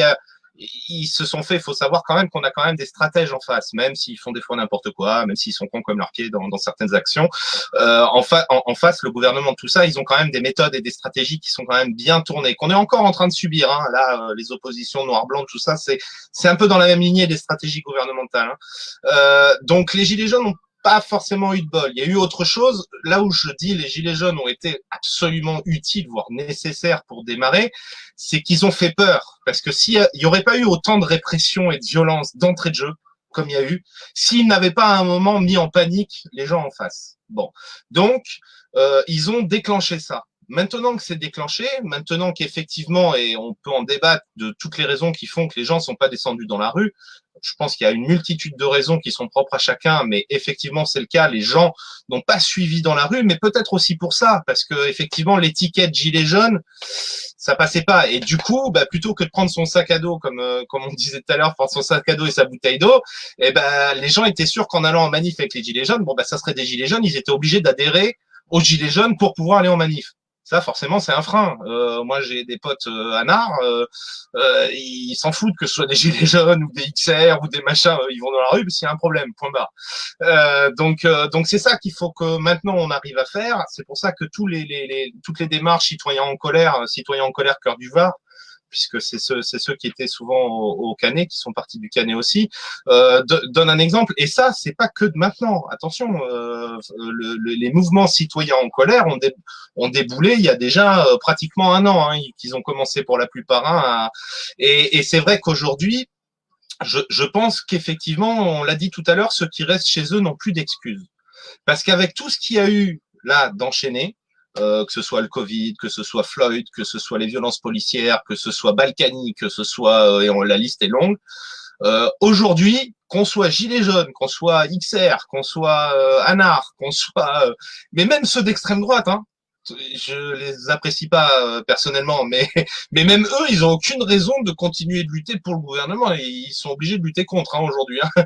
Donc tout ça, il faut que tout ça, ça fasse une grosse boule et qu'on aille tous dans la rue, effectivement, pour au moins montrer qu'on est là. Alors, on disait tout à l'heure, les manifs, je suis pas sûr, effectivement, que ce soit... C'est pas ce qui va changer les choses. Attention, je n'imagine absolument à aucun moment qu'on soit 2 millions dans une manif, qui se passe bien et que tout le monde rentre chez soi à la fin et que le lendemain, le gouvernement dise « Ok, on vous a entendu ». Ça arrivera jamais, ça. Hein. Entendons-nous bien, hein, même si on est 3 millions dans la rue. Par contre, c'est important qu'il y ait une visibilité. C'est important, justement, comme disait Mathieu, que les médias n'aient plus le choix que de dire il y a du monde dans la rue. C'est ça qu'il faut atteindre comme objectif. Ouais, maintenir la pression, quoi. Maintenir la pression pour laisser effectivement toutes les autres démarches dont on parlait tout à l'heure, l'autonomie en fait partie, pour laisser toutes ces choses-là continuer de se développer et de laisser un gouvernement sous pression qui ne peut pas faire face. Et une fois qu'on arrive à avoir cette pression-là suffisante, moi, je m'inquiète pas. Il y a des gens qui sont là aussi pour appuyer un petit peu plus fort le jour où il faudra.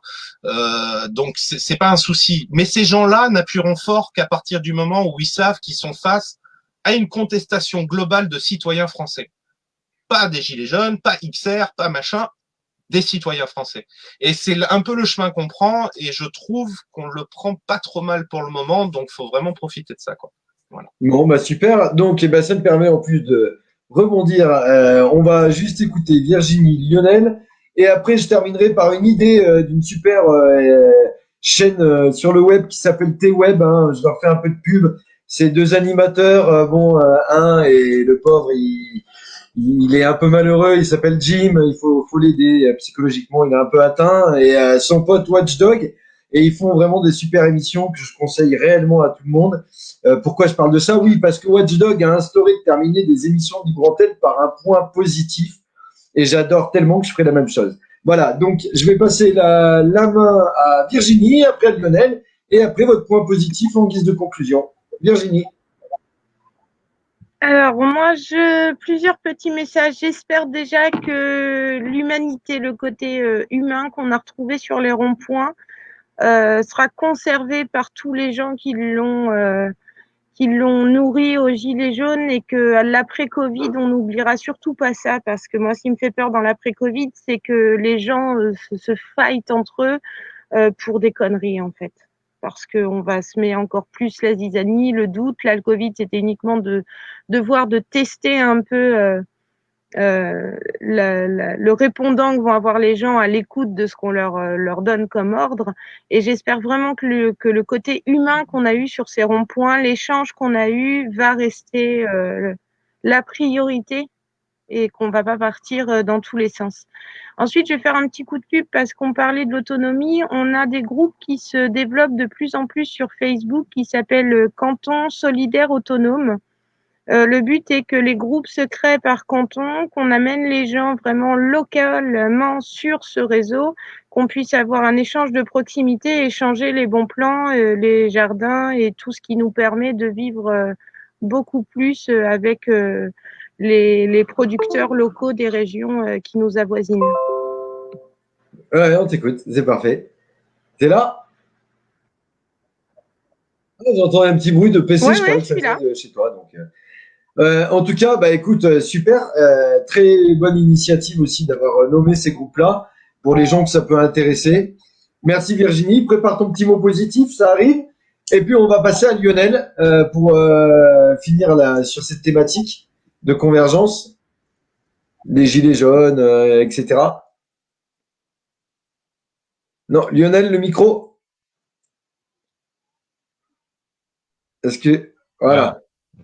Comme je disais à Jim tout à l'heure, hors antenne, j'ai pas le temps de faire de l'informatique et du web et du machin, donc je pédale un peu par moment, mais bon, c'est pas grave, hein. On est Mais deux, c'est je te vrai. rassure, hein, on est deux. C'est pas mon fort. Bon, ça va alors. Bah ouais, mais je suis tout à fait d'accord avec Virginie. Je suis tout à fait content de savoir là, pour l'histoire des cantons et tout. C'est très intéressant de faire quelque chose localement, parce que je pense que la base, elle peut partir localement. Et de petits groupes par petits groupes par petits groupes par petits groupes, ça peut faire quelque chose de sympa. Donc voilà. Bon. Après, ben, je vous fais la bise et puis j'ai bien aimé l'échange quand même avec vous. Ça fait plaisir de voir un peu d'horizons différents. Ouais, c'est bien parce qu'on n'est pas tous des mêmes régions, on n'est pas tous des mêmes âges, on n'est pas tous gilets jaunes, ou il y en a qui l'étaient, qui ne le sont plus, enfin bref. Et voilà, et puis c'était la première de la redémarrage des petites gueules du net.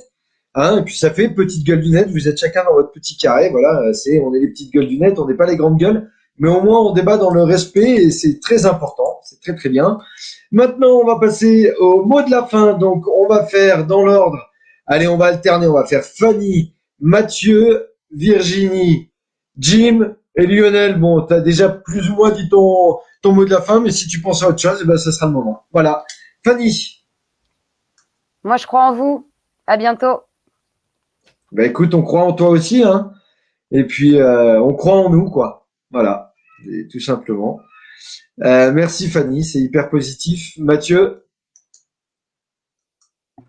Alors, bah, moi, j'ai un petit mot de la fin qui est que cette émission que tu régis avec grande qualité, on va dire, elle est super. Franchement, ça permet de s'exprimer avec des gens qui, comme tu le disais tout à l'heure, n'ont pas forcément les mêmes idées que toi, sont pas forcément du même milieu, que ce soit dans les campagnes, dans les villes, qui n'ont pas forcément les mêmes âges aussi. Donc, voilà, on pense à toi, notamment Zolif, qui est le plus vieux de tout le monde ici.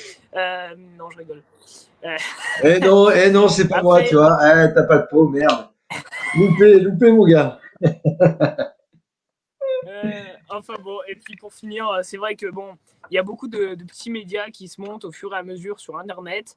Et c'est vrai que bon, c'est vrai que je suis assez d'accord avec toi au niveau de T-Web.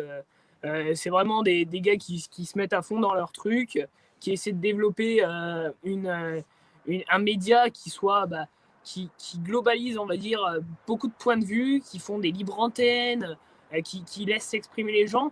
Et aujourd'hui, je pense que le laisser s'exprimer les citoyens lambda, les gens normaux qui ont un travail normaux, avec des gosses normaux, avec une vie normale en soi, et je trouve que c'est le plus important aujourd'hui dans notre société, c'est d'entendre les gens normaux au lieu d'entendre des politiques qui sortent d'écoles du style Sciences Po, etc., et qui sont loin derrière la réalité, sachant qu'ils vivent à Matignon ou à l'Élysée, ce qui n'est pas la réalité de la vie aujourd'hui.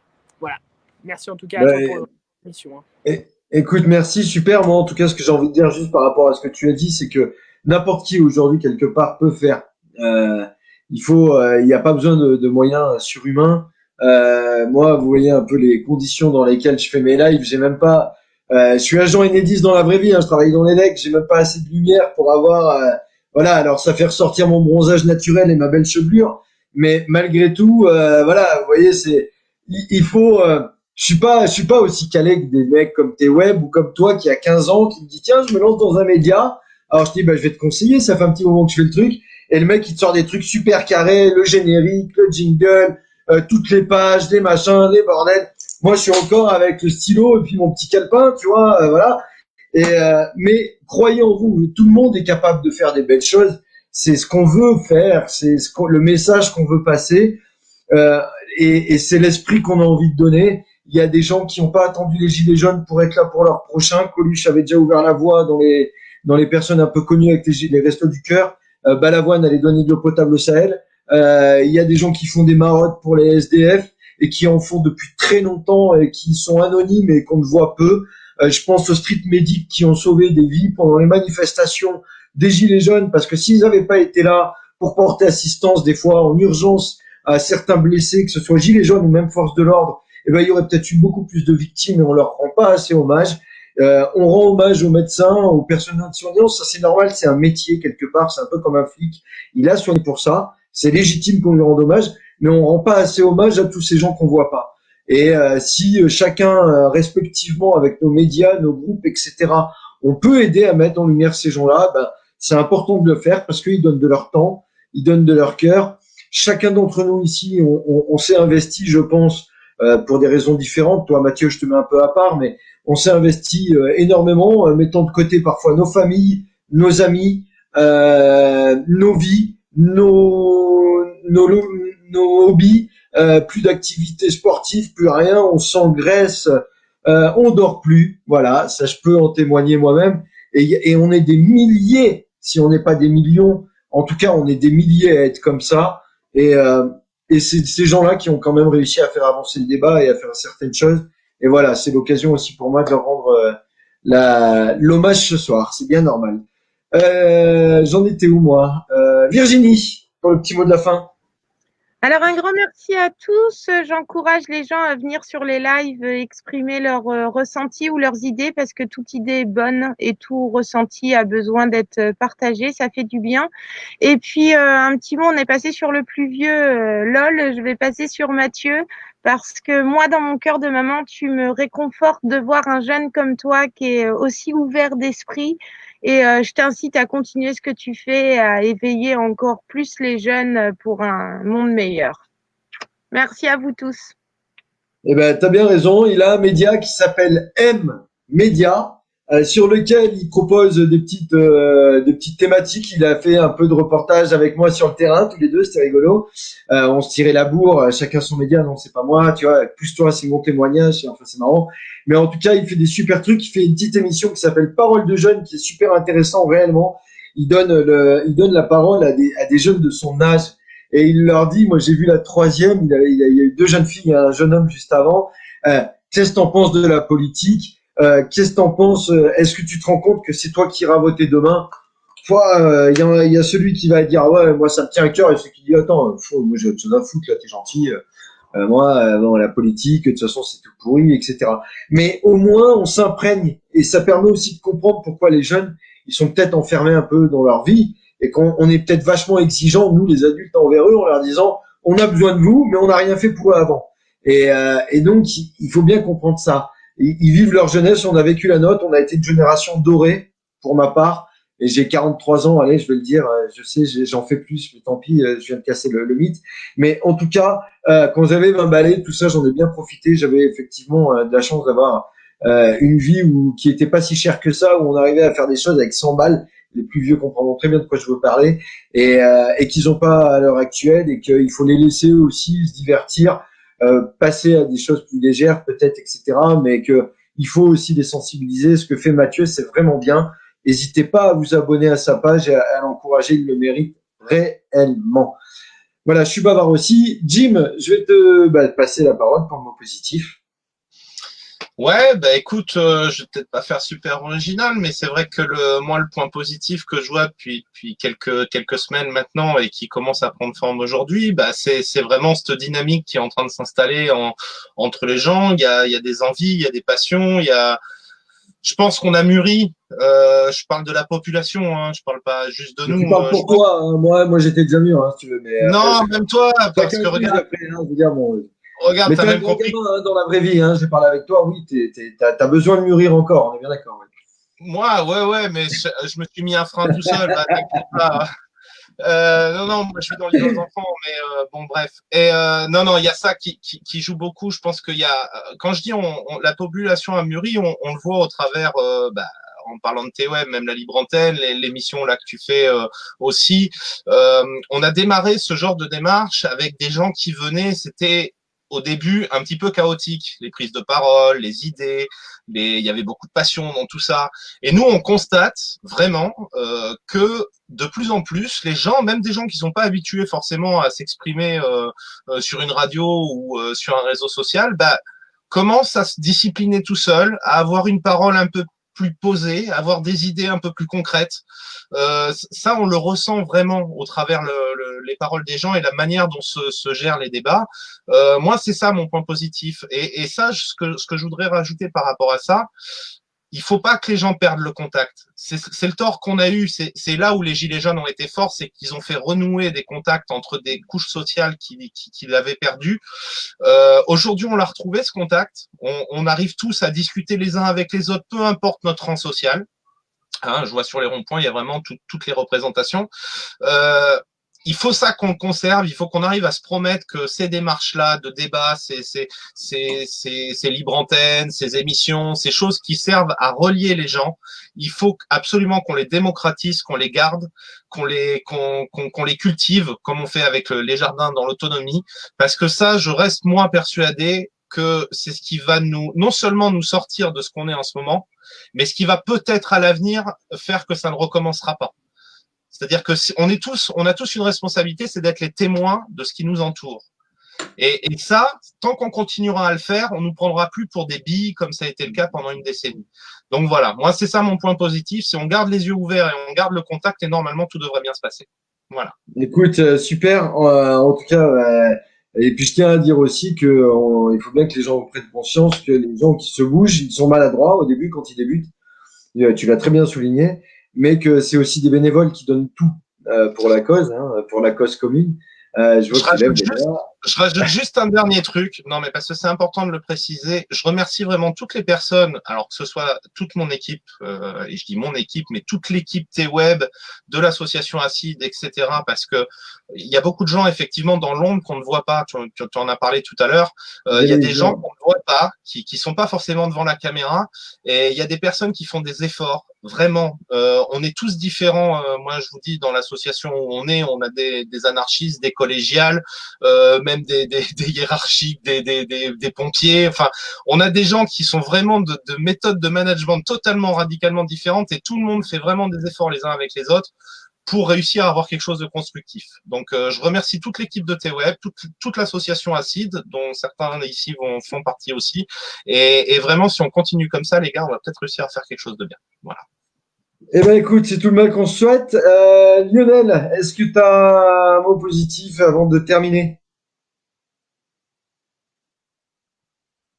Alors Lionel, il a un mot positif, mais il n'a pas le micro. Ah, ça, là, voilà. Moi, je vous remercie encore, comme je vous l'ai dit tout à l'heure, ça fait du bien de l'échange comme ça. J'inviterai tous les flics, tous les soignants qui se respectent et qui ont envie d'avancer, à venir rejoindre les citoyens en colère et partager des lives comme ça et tout pour pour échanger et pour faire avancer la chose. Et puis la chose que je dirais personnellement, c'est que voilà, moi je suis 69, donc je vous dis, peace and love. Hein. Eh ben écoute, c'est un beau mot. On va terminer là-dessus. Merci à toutes et à tous d'avoir suivi cette émission. J'espère que ça vous aura plu. On va essayer de la faire une fois par semaine.